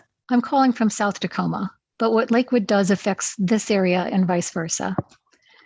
It's no longer time to do business as usual by putting profits above public health and the environment, such as the warehouse proposed at 123rd Street. The South Sound area already has some of the highest air pollution in the nation, and we must preserve trees and green space to better hold carbon and offset more climate damage. Any area with mature Gary oak should be considered a critical area, protected habitat, and proper regulations must be upheld. Borrowing from the hearing examiner's report in February, Gary oaks are slow growing because they are meant to live a long time. They cannot be replaced in 1 or even 2 human lifespans. If lost, their specific wildlife habitat and canopy connectivity will be lost and become that much more fragmented. With each fragmentation event, the remaining habitat becomes less capable of persistence or of performing its habitat functions. These trees' acorns and leaves are a critical food source for urban birds and other wildlife, and home to necessary insects, particularly caterpillars, which is the basis of most terrestrial food webs, and also support bird reproduction better than any other tree genus in North America. These large oak trees clearly qualify as protected habitat under Washington Department of Fish and Wildlife guidelines. These oaks serve as valuable habitat for wildlife, but are also critical for our own sustainable future to manage the air, soil, and water we rely on. Early in this meeting, it was mentioned that gun violence was senseless. So is this kind of environmental violence and attacks on our public health. The warehouse craze is fading. The COVID delivery bubble has burst. Amazon is leasing empty warehouse space. It's incredibly short-sighted to build more warehouses, especially when destroying something so necessary and irreplaceable in our lifetimes. Please do anything and everything you can to retain this natural space in these trees. Pass an ordinance to stop this development for the sake of all of our futures. Thank you, and kudos to 3-minute comment period, but please be sure to mention that those on the phone can press *9 to be able to comment. Thanks again. Thank you. Next, Asia Fulani. Hi, good evening. It's Aja, but if there's any name you can pronounce correctly, I would like it to be Saeed Joaquin. I had some stuff planned out to say, but first and foremost, for as long as the city of Lakewood and any of its businesses or city affiliated programs utilizes incarcerated bodies labor in a work release program or any other way, y'all have no right to celebrate Juneteenth. That's disgusting.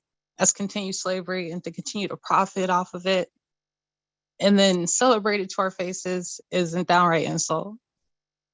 In the last few weeks, there have been a number of decisions that have been demonstrably unpopular or otherwise counter to the wishes of the people you serve. The Lakewood Library, an essential public service, has been closed and won't even be brought up for location planning until fall, after summer. Children have lost access to a reading resource, a place to study, and an environment to thrive developmentally in, where they won't be getting into trouble running these streets. The approval of warehouse development, despite environmental and social wellness concerns, as well as the clearing of the Gary Oaks, is a glaring example of not only your entitlement to sell the neighborhood to the highest contractual bidder, but an indictment of your ignorance in regards to what the people actually want to happen within our city. The time has come for you to be reminded that the seats you occupy are filled by whomever the people believe will fulfill our desires for a brighter Lakewood.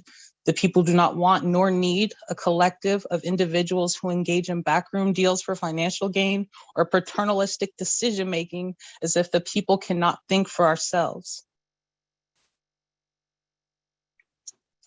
That's all I have to say. Justice for Saeed Joaquin, all power to the people.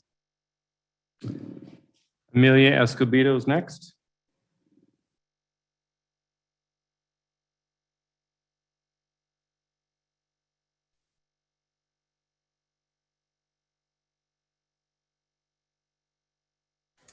Hello, can you hear me? Yes. Hello? Yes, hello. Hello. We can hear you. Hello? Ms. Escobedo, we can hear you. Hello, can you hear me? Yes. Why isn't it working? Hello? Sabita, we can hear you. Can you hear us? Oh, here we go. Now I can hear you. Sorry. Okay, I got it. Everything was muted like 3 times. Okay. So first, I would like to say thank you for letting me be on the Library Advisory Committee. It's very important. I went and talked to the Friends of the Library, I think on Thursday. Another thing I want to say is, of course, we need to save our trees. Everything that everybody said out here collectively is pretty much everything that I would say.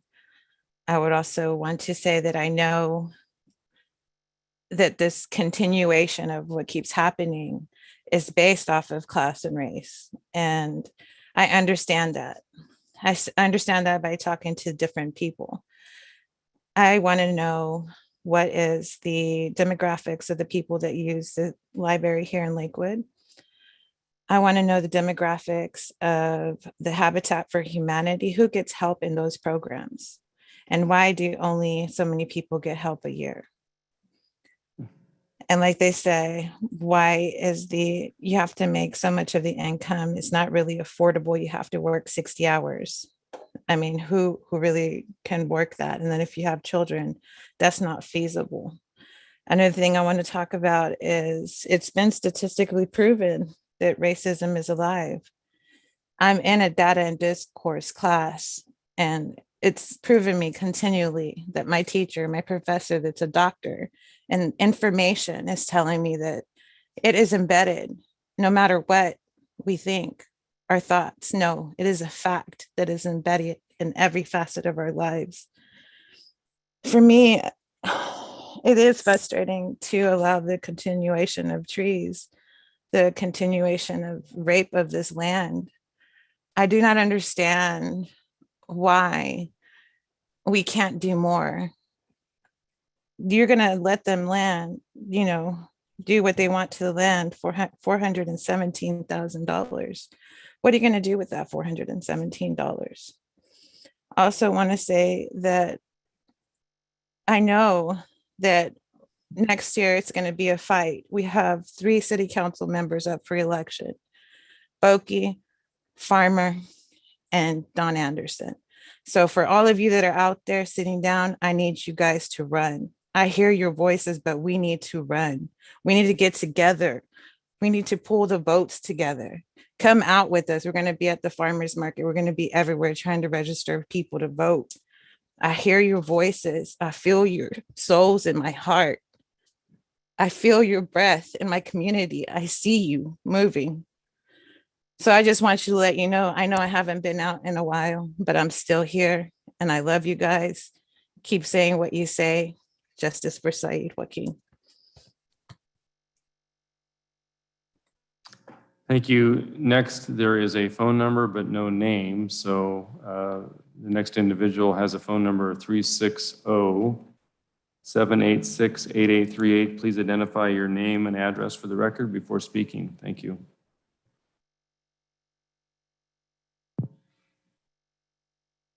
Hello, good evening. My name is Yana G. Cook, and although I live in the Roy area, I have many friends that live in Lakewood, and I wanted to stand up by them this evening. First, I would like to applaud you on the good works, such as you're working with the project with Habitat. That being said, the legacy and the actions that this council has recently taken regarding the 123rd Gary Oaks fiasco, siding with corporate interests over the residents' concerns and environment, is really, truly tragic. It seems, though, to reflect recently the trend in Pierce County that asks for public input and then promptly and completely ignores the residents' issues and concerns, sometimes putting it off on the hearing examiner. Well, we know about that. A hearing examiner costs a lot of money to even get the case brought forward, and most regular working people can't afford it. The library is a beautiful architectural rarity and has been an invaluable center and soul of the community for over 50 years. I hope that when you make up this ad hoc committee, that it's different than the one that was used for Gary Oaks disaster. Seek to find plans that actually partner and include community residents' concerns and issues. It can be done. Please do not allow its destruction to put up cheap apartment buildings. Thank you for your time. Thank you. Next, Tishomer Dunlop.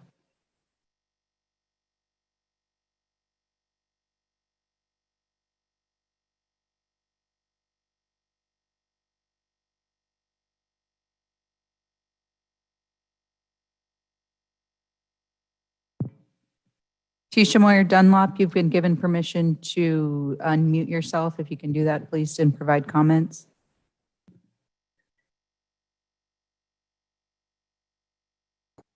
Hello, can you hear me? Yes. Hello, my name is Tihomir Dunlop, and I'd like to make a comment regarding not just the closing of the Lakewood Library, but also regarding Lakewood as a whole.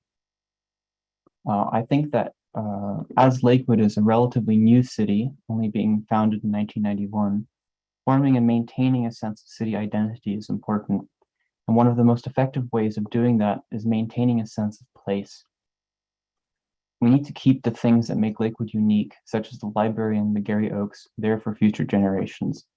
That library has been there for decades, and for many people who have used it over the years, it's part of what Lakewood is as a place. By getting rid of it, one is not just losing a library and an awarded piece of architecture, but a part of Lakewood itself. The same goes for the Gary Oaks. Gary Oaks can't be replaced, at least not in our lifetimes. And by letting them be cut down, we aren't only losing the trees themselves and all of their numerous benefits, but also a part of Lakewood itself, the wood in Lakewood. By replacing stands of Gary Oaks with warehouses and the shutting of the library, Lakewood is quickly losing its sense of identity and its sense of place. Please keep the wood in Lakewood and protect what makes this city unique before it's too late. Thank you. Thank you. That was the last individual with a hand raised to address council during the public comment period virtually. Are there any other individuals wishing to address the council during the public comment period virtually?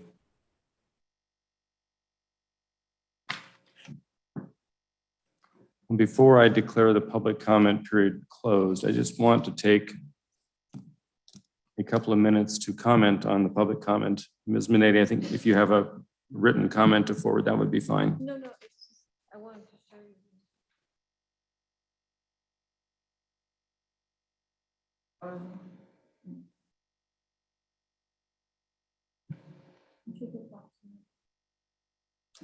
Great. Thank you.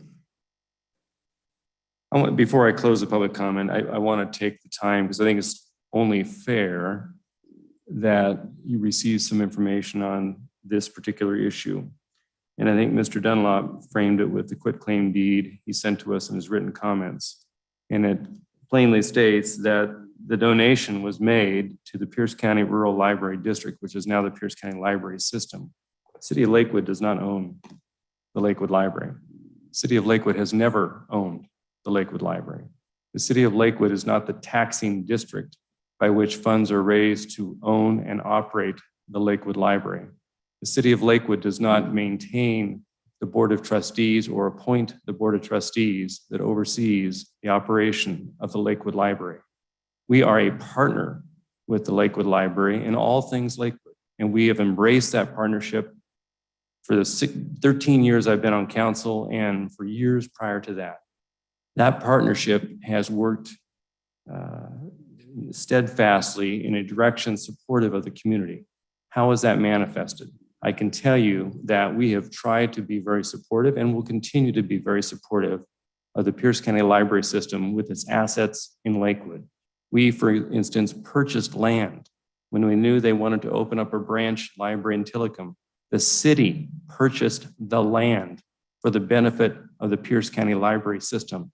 That land remains available when the Pierce County Library System is ready completed with their own planning process and master planning process to engage the public in a bond to erect a new library in Tillicum. We purchased the land.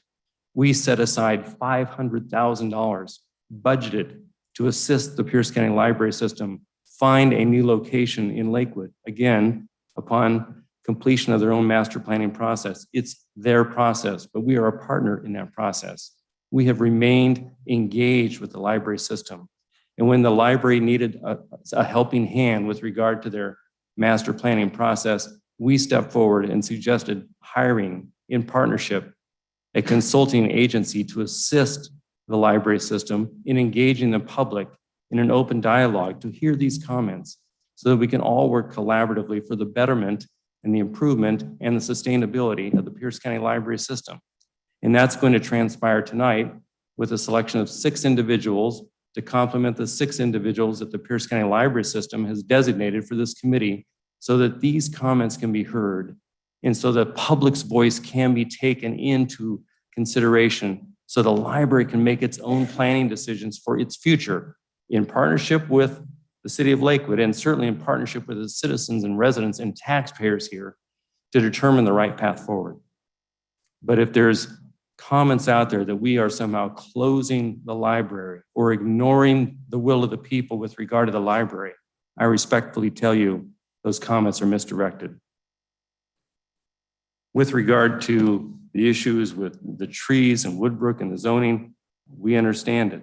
The ad hoc committee has been steadfastly working on that. They've made recommendations that are now being reviewed by the Planning Commission. We are told that these are some of the most conservative revisions to a tree preservation code in all of Washington state.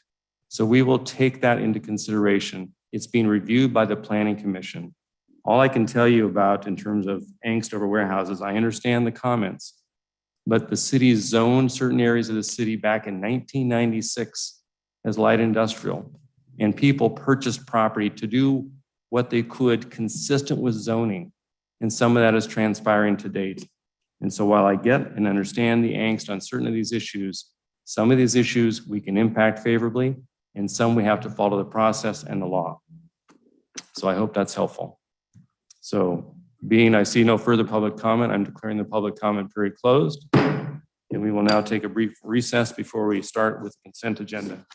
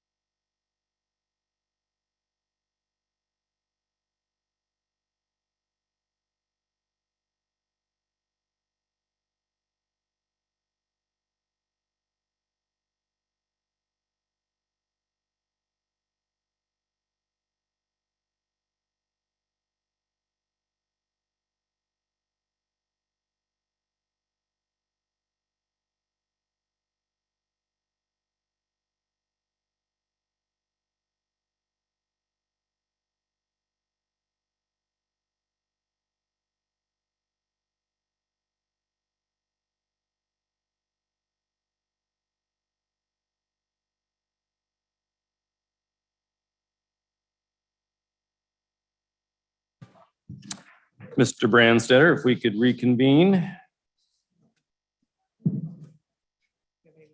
Yeah. Because he has an item he wants to pull. The consent agenda.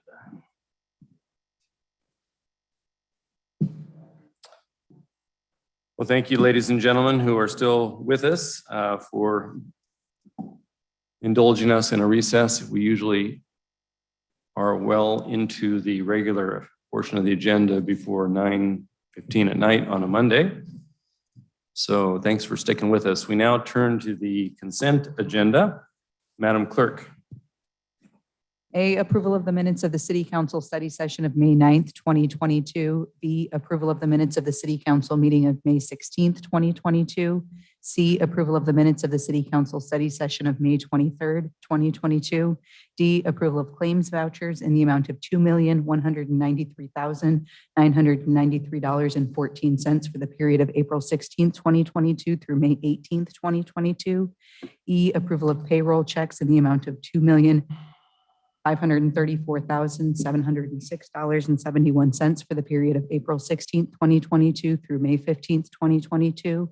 F, motion number 2022-42, authorizing the award of a construction contract to Sierra Santa Fe Corporation in the amount of $417,217 for the 2022 chip seal program. G, motion number 2022-43, authorizing the award of a construction contract to Puget Paving and Construction in the amount of $337,834 for the 2022 roadway patching project. H, motion number 2022-44, authorizing the execution of an amendment to the agreement with D.A. Hogan and Associates, Inc. in the amount of $85,900 for the design and construction services for the Fort Silicon Park turf infield improvements. I, items filed in the office of the city clerk. 1, Public Safety Advisory Committee meeting minutes of February 2nd, 2022. 2, Public Safety Advisory Committee meeting minutes of April 6th, 2022. 3, Lakewood's Promise Advisory Board meeting minutes of April 7th, 2022. 4, Landmarks and Heritage Advisory Board meeting minutes of April 28th, 2022. 5, Planning Commission meeting minutes of May 4th, 2022. 6, Planning Commission meeting minutes of May 18th, 2022. Thank you very much. Is there any item which any council member wishes to remove from the consent agenda at this time? Mr. Brandstetter. Yeah, Mr. Mayor, I'd like to remove item I, sub item 4. Very good. Are there any other items any council member wishes to remove from the consent agenda at this time? If not, do I have a motion to approve or adopt the consent agenda minus item I4? I move adoption of the consent agenda minus item I4. Second. It's been moved and seconded that we adopt the consent agenda minus I4. Is there any further discussion? All those in favor of adopting the consent agenda minus item I4 signify by saying aye. Aye. Aye. Any opposed? The consent agenda as indicated has been adopted. We now move to item I4. Mr. Brandstetter. Mr. Mayor, I asked for this to be removed. These are the minutes of the Landmark and Heritage Advisory Board from April 28th. And I believe that there are some inaccuracies in the minutes that should be corrected before it is filed. And then one item in the minutes that maybe the council should take note of. If I refer you to page 89 of our packet, which is the second page of the minutes, there is a section of new business. And one of the items of new business is Clover Park School District outreach. And another item of new business is Lakewood Historical Society outreach. And it seems that the narratives for each of those two are transposed. That the Clover Park School Out District narrative seems to refer to the Historical Society, and the Historical Society narrative seems to refer to the Clover Park School District. Mr. Mayor, I would suggest that if you concur that that transposition is probably can be considered a Scrivener's error and just direct that it be corrected before the document is filed, we could deal with that in that way. Agreed. I think that can be corrected by a Scrivener's error and included in the next regular meeting as an item to be filed subject to the consent agenda. Concur? City Attorney? If so, then we'll move on. Thank you, Mr. Branstad. Okay, so I guess just to be sure, do we then, with your intent, need a motion to continue this item till the next meeting? I don't think so, because it's or not really. Or we're going to go ahead and approve it this meeting to be filed with your direction? I think we just have it corrected and included as an item to be filed with the city clerk next meeting on the consent agenda, because it's not a motion. So it doesn't need a motion to table or set for a date certain. It's just an item. Oh, okay. And then while we're just sort of on the topic of this set of minutes, while I don't doubt their accuracy, on the same page under unfinished business, there is an item about the discussion that this committee had about the driving tour map update. And that in it, they propose adding to the driving tour map of the city's significant parks. And it lists parks there, American Lake Park, Fort Steilacoom Park, the Chambers Creek Trail, and Harry Todd Park. And I have no objection to adding the significant parks to a driving tour of the city. I actually think that's a good idea, but I'm concerned that that list doesn't include Springbrook Park and Ward's Lake Park. I think those are significant parks, both from the investments that we have made and are going to make in them, that they each have some unique, some significant environmental features.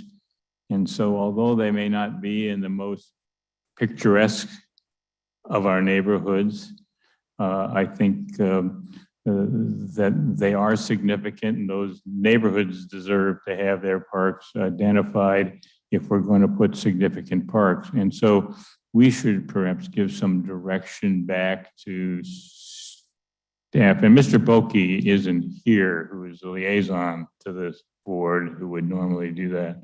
But I would certainly like to see at least those two other parks and perhaps look at them of saying, let's look at the entire city in terms of the significant parks, and of a tour of the city should include all of our neighborhoods that have history and things to see. Well commented, and I'm sure that Ms. Dodsworth heard you loud and clear and can update the LHAB board with the request before. And I don't believe that Ms. Dodsworth's staff are the liaison to this board. Well, I think she'd like to be, but Mr. Caulfield. Community development. I think you're right, Mr. Caulfield. I will follow up with Assistant City Manager for Community and Economic Development, Dave Buer. Got it. We'll get the right person on the right seat or the right bus. Thank you. Thank you for the comment. Let's move on to the regular agenda. Ordinances, Madam Clerk. Ordinance number 771, amending the 2019 Lakewood Shoreline Restoration Plan. Very good. I'll call on our long range and strategic planning manager, Ms. Spear, who will join us virtually to give us an overview of this brief amendment to the shoreline restoration plan. Thank you and good evening, Mr. Mayor. Tiffany Spear. The City Council now has had a study session and then a public hearing on this during the month of May.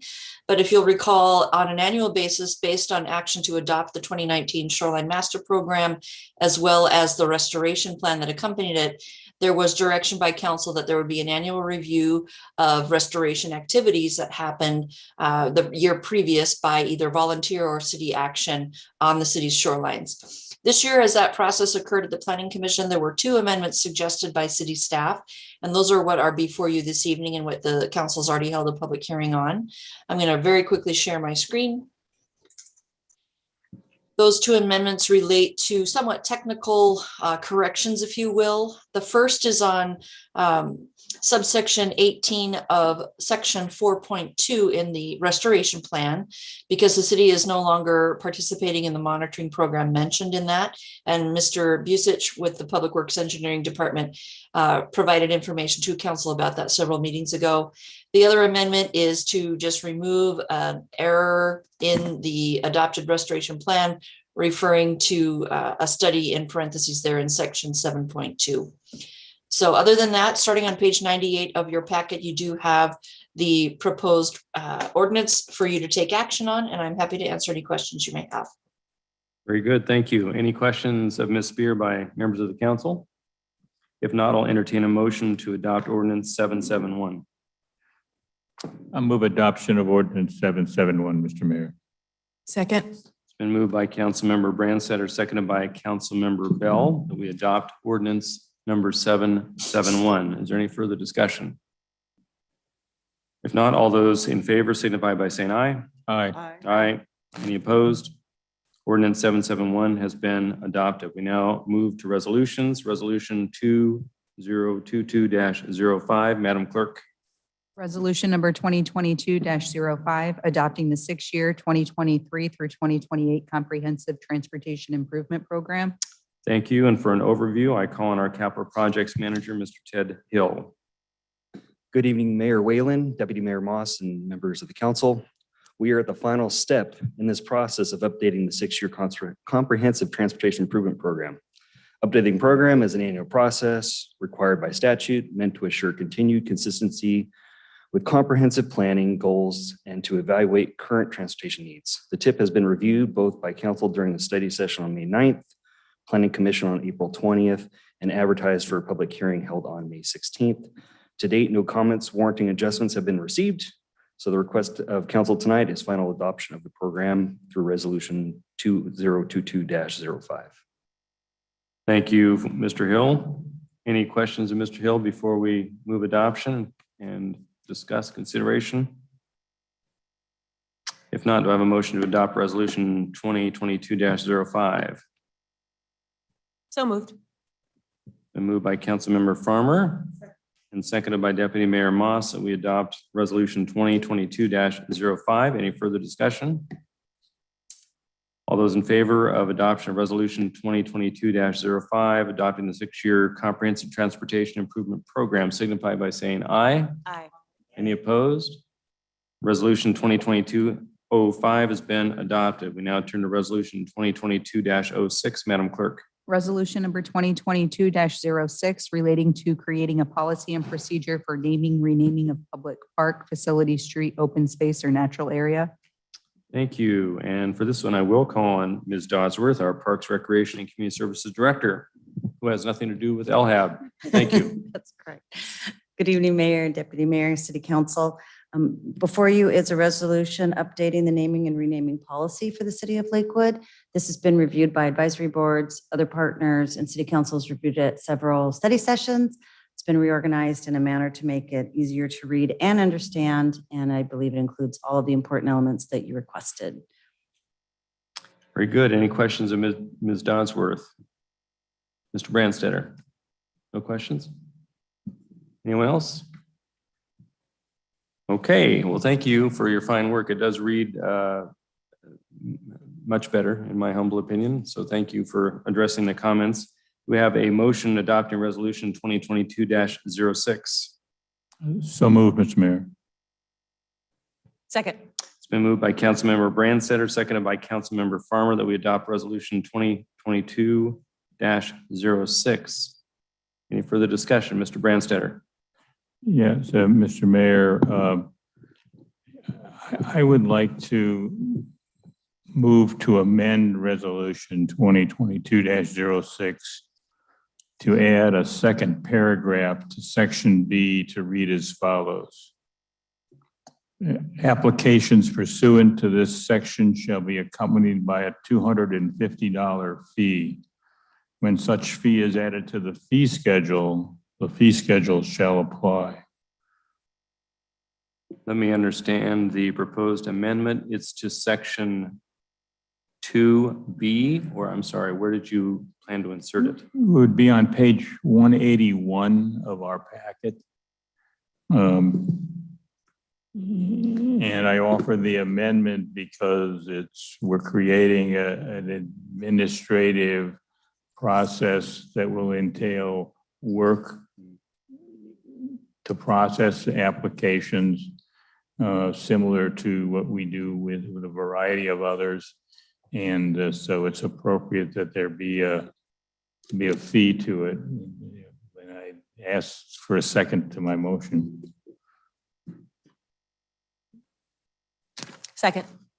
It's been moved by Councilmember Brandstetter and seconded by Councilmember Farmer that we amend resolution number 2022-06 to include a fee, an application fee, I believe in section 2 sub B as part of the application process.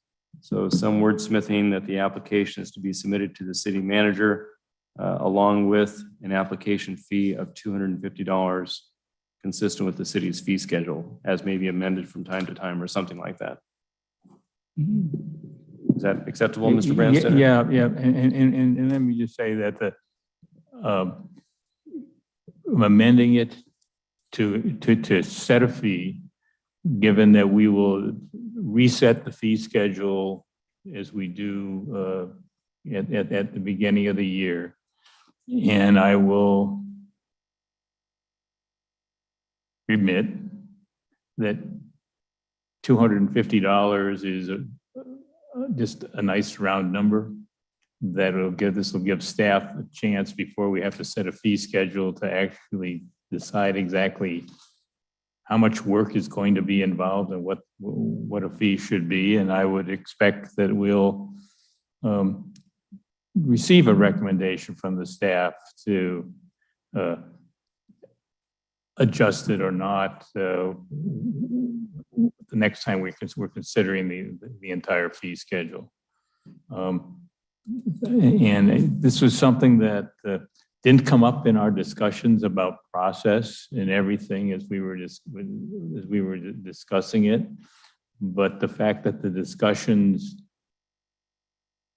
took us a while is just an indication of how much work a process is going to be, and just like applying for a permit or appealing an action or doing something else that is at the request of an individual entity, a fee to partially recover costs by the city is appropriate. Very good. So it has been moved and seconded to amend resolution 2022-06. Is there any further discussion on the proposed amendment? If not, all those in favor of the proposed amendment as I articulated from Mr. Brandstetter's discussion signify by saying aye. Aye. Any opposed? The amendment has been adopted. We now move to resolution 2022-06 as amended. Is there any further discussion? If not, all those in favor of adoption of resolution 2022-06 as amended signify by saying aye. Aye. Any opposed? The resolution has been adopted. We now turn to unfinished business. Motion number 2022-41, Madam Clerk. Motion number 2022-41, which was continued from May 31st, 2022, appointing Amelia Escobedo, Leanna Olds, Josette Parker, Darwin Peters II, Virginia Rawlings, and Chelsea Tushkis to serve on the Library Advisory Committee. Thank you. And for this one, because it was continued, I am going to call on the subcommittee members, council members Farmer and Bell, to lead us through this discussion or provide an overview. Thank you, Mr. Mayor. I'll start us off. So we did receive almost 40 applications for this joint subcommittee between the city and the library. And on behalf of Councilmembers Bell, Boki, and myself, we worked to choose the city's 6 applicants. And as I said in public comment several weeks ago, I need to stop volunteering for endeavors like this because we had an absolutely stellar group put their applications in, and it was very difficult to winnow it down. As luck would have it, the library chose their 6 applicants first, and so we took extra deliberate care in making sure that we had a rounded out group. And I want to assure all of those listening that the committee did its due diligence in its selection. And it was our desire to achieve a balance of broad and diverse voices across the entire committee. I'm proud of the skill sets and the lived experiences of this group. And on behalf of the subcommittee, I am confident that this group will bring the ability to listen, to learn, and to advocate for the future of library services in Lakewood. Councilmember Bell. Thank you, Councilmember Farmer. I would just like to echo that sentiment. Great applicants, a lot to choose from. We really focused on bringing as many different diverse voices to the table and really trying to be equitable. And I believe that Councilmember Boki is along the same vein and would echo the same sentiment. So thank you for letting us have this opportunity and looking forward to seeing what's going to come out of the committee, the joint committee. Thank you. Well, thank you for your service on the subcommittee and for the overview. This motion does come to us tonight as continued from our last regular session. Do I have a motion to adopt motion 2022-41 as presented? So moved. Second. It's been moved by Councilmember Farmer and seconded by Deputy Mayor Moss that we adopt motion number 2022-41 as presented. Is there any further discussion? Any further discussion? I will just make a comment. You know, the wonderful thing about appointing your trusted members of council to a subcommittee is that you are entrusting them to make the best decision they can with the information that they have and the applicants in front of them. There may be any one of us on this dais that would have preferred person A versus person C versus person D.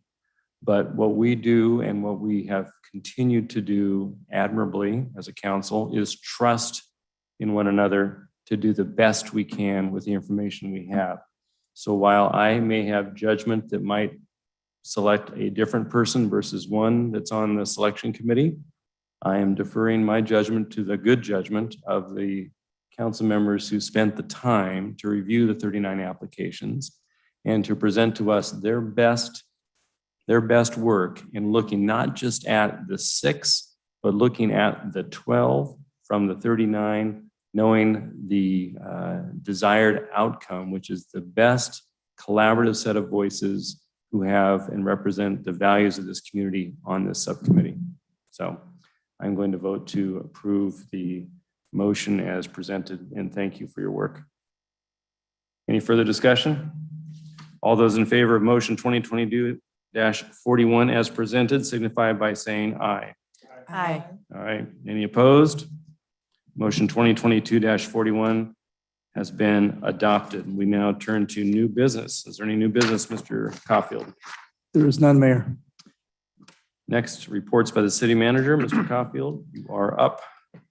Well, thank you, Mayor, and good evening, Deputy Mayor and council members. Just a few updates, if I may. The first on a couple of policy items as it relates to your state legislative agenda from last session. You might recall that the legislature appropriated monies to undertake a geographic equity behavioral health housing study. The purpose of that was to determine where people are discharged from state hospitals. That was something that City of Lakewood promoted, and our thanks to Representative Dan Bernowski for spearheading that. So last week, we were told that the State Department of Commerce had issued an RFP to undertake this study, but then shortly thereafter, they came back and said, actually, DSHS is going to be doing the work internally to their organization. We've been working with Representative Bernowski's and him and his staff to find out what's going on there. Our preference would be that it be done as an independent study by an outside third party as opposed to DSHS. So that's kind of where we are. Good news is that they are moving forward with the study. Maybe the not so good news is being done internally as opposed to perhaps what I would define as an independent third party, but we'll keep you appraised of any information that we might be able to find here in the near future. Also, you might recall a key priority for this council dating back a number of years was to undertake a multimodal transportation study as it relates to transportation alternatives, here in Pierce County, going all the way down to Thurston County as it relates to rail and things along those lines.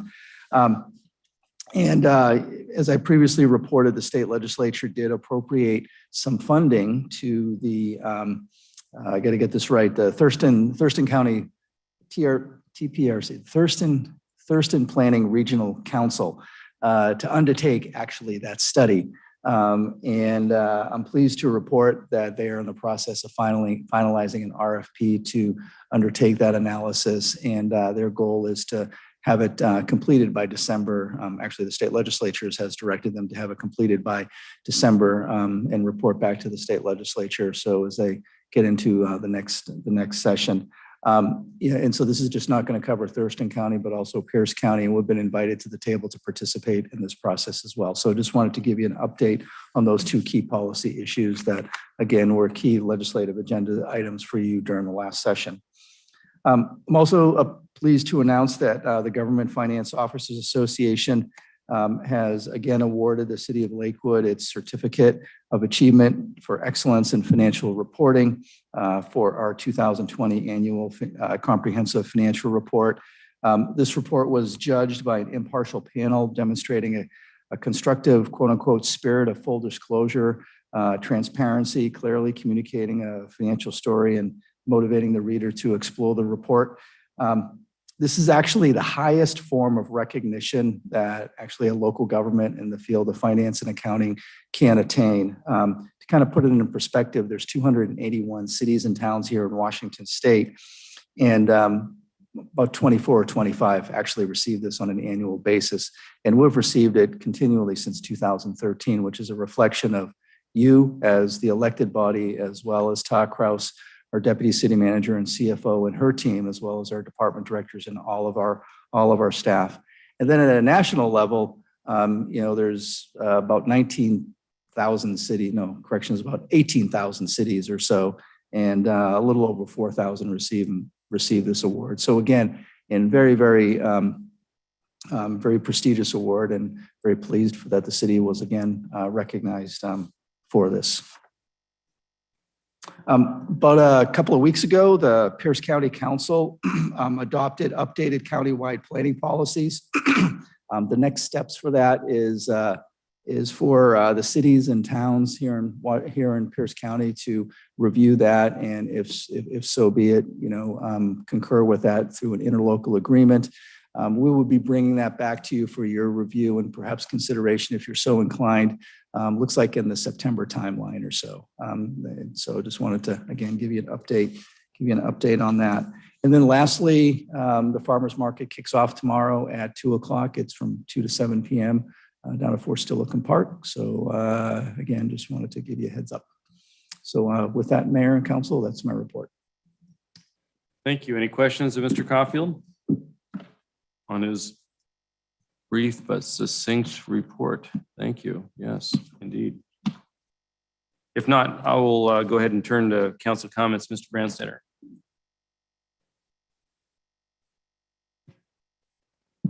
I would just comment to the council that I was glad to note that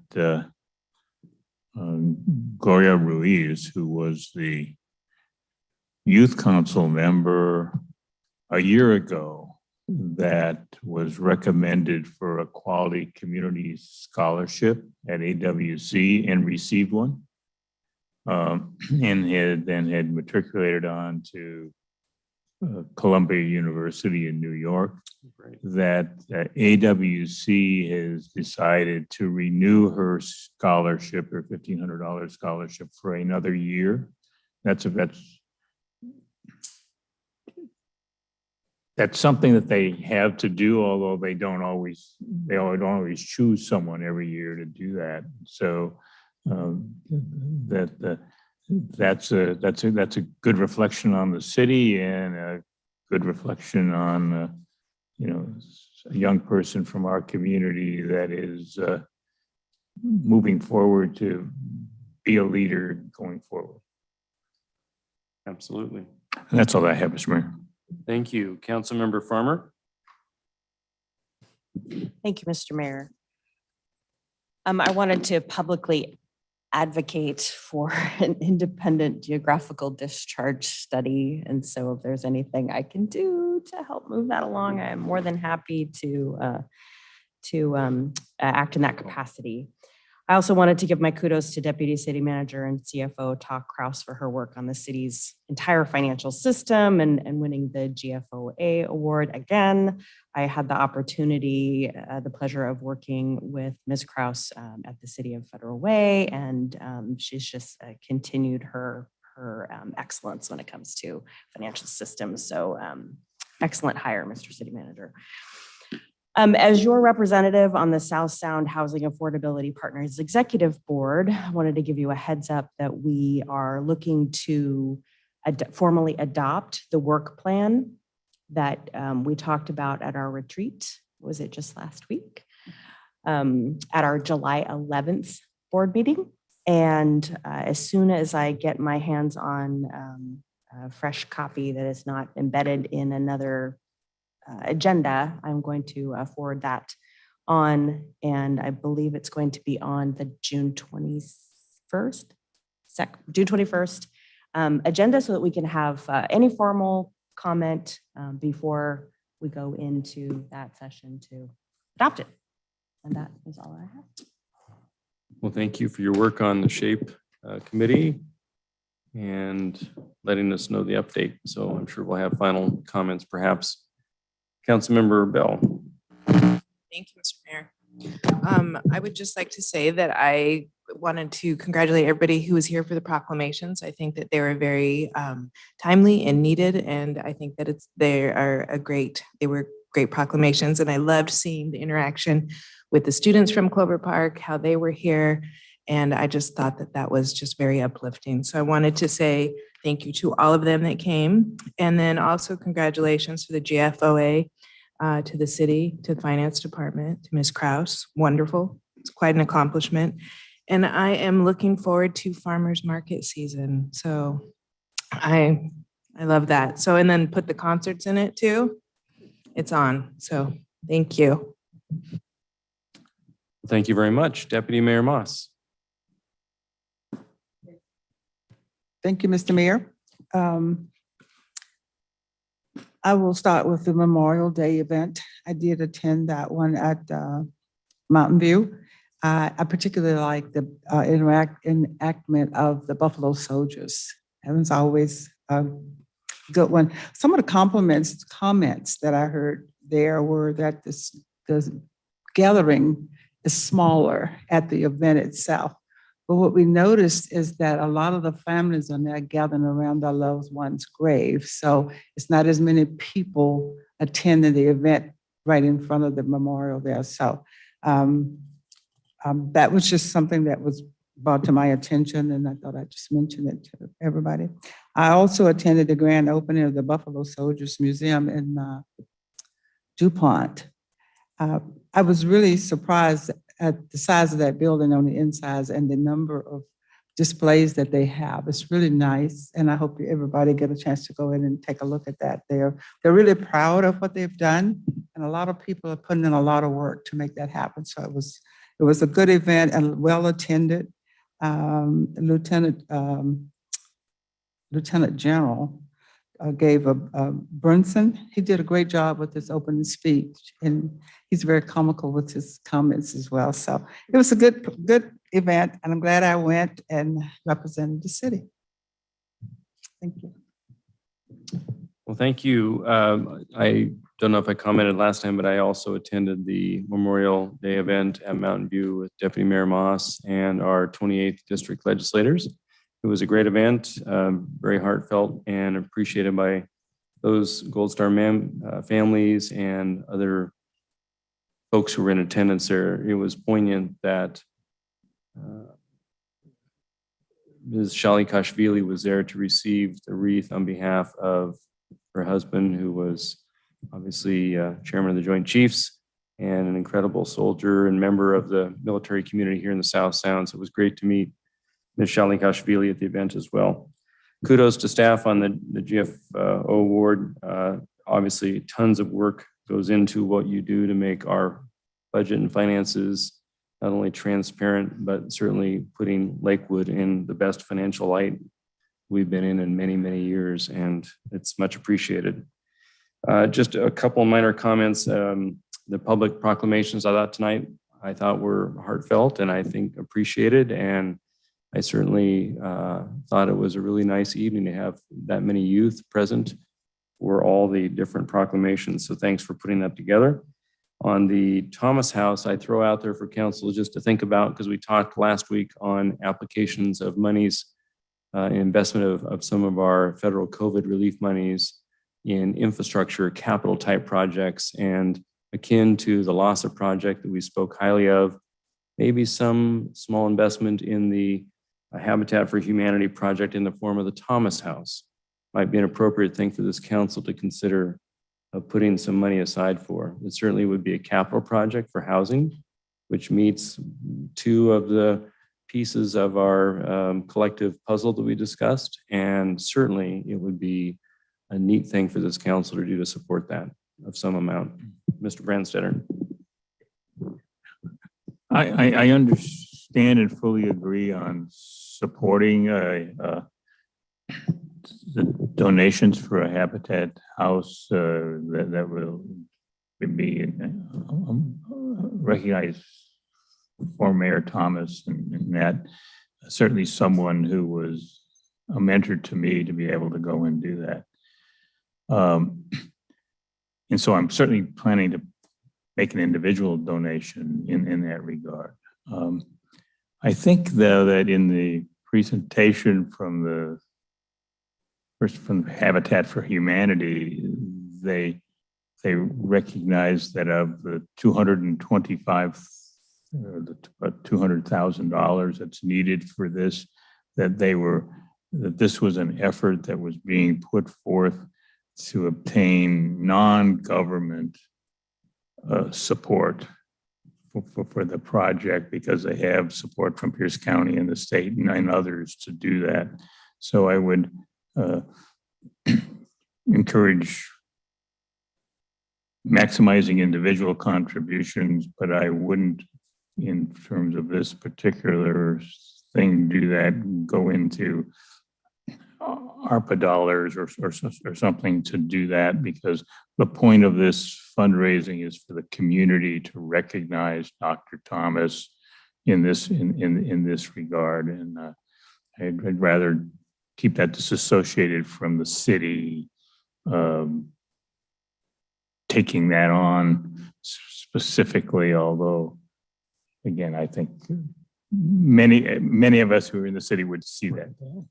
I was thinking more of something like a $5,000 or $10,000 contribution of ARPA funds, potentially, if that was council's consensus, but I will defer to the group. Councilmember Farmer. It's my desire that we treat all our applicants equally, and we asked that everybody who had applied up to this point, that they rethink their applications based on our desires. And so I would invite Habitat for Humanity to put in a request. They're quite good at that, and we've already funded them. So I think I would like to consider it along with the slate of the other items that are already in our queue. But I do very much support and do plan on making a contribution myself. Very good. Well, that's all I had for tonight, other than to advise that I will be out on a long planned family vacation next Monday for the study session, and then the following Monday for the active meetings. So Deputy Mayor Moss have advised her that she will be well prepared for those two meetings. I'm sure you'll have more fun without me. Yeah. So that's it. All right. And if there's no further comments for the good of the order, we're adjourned.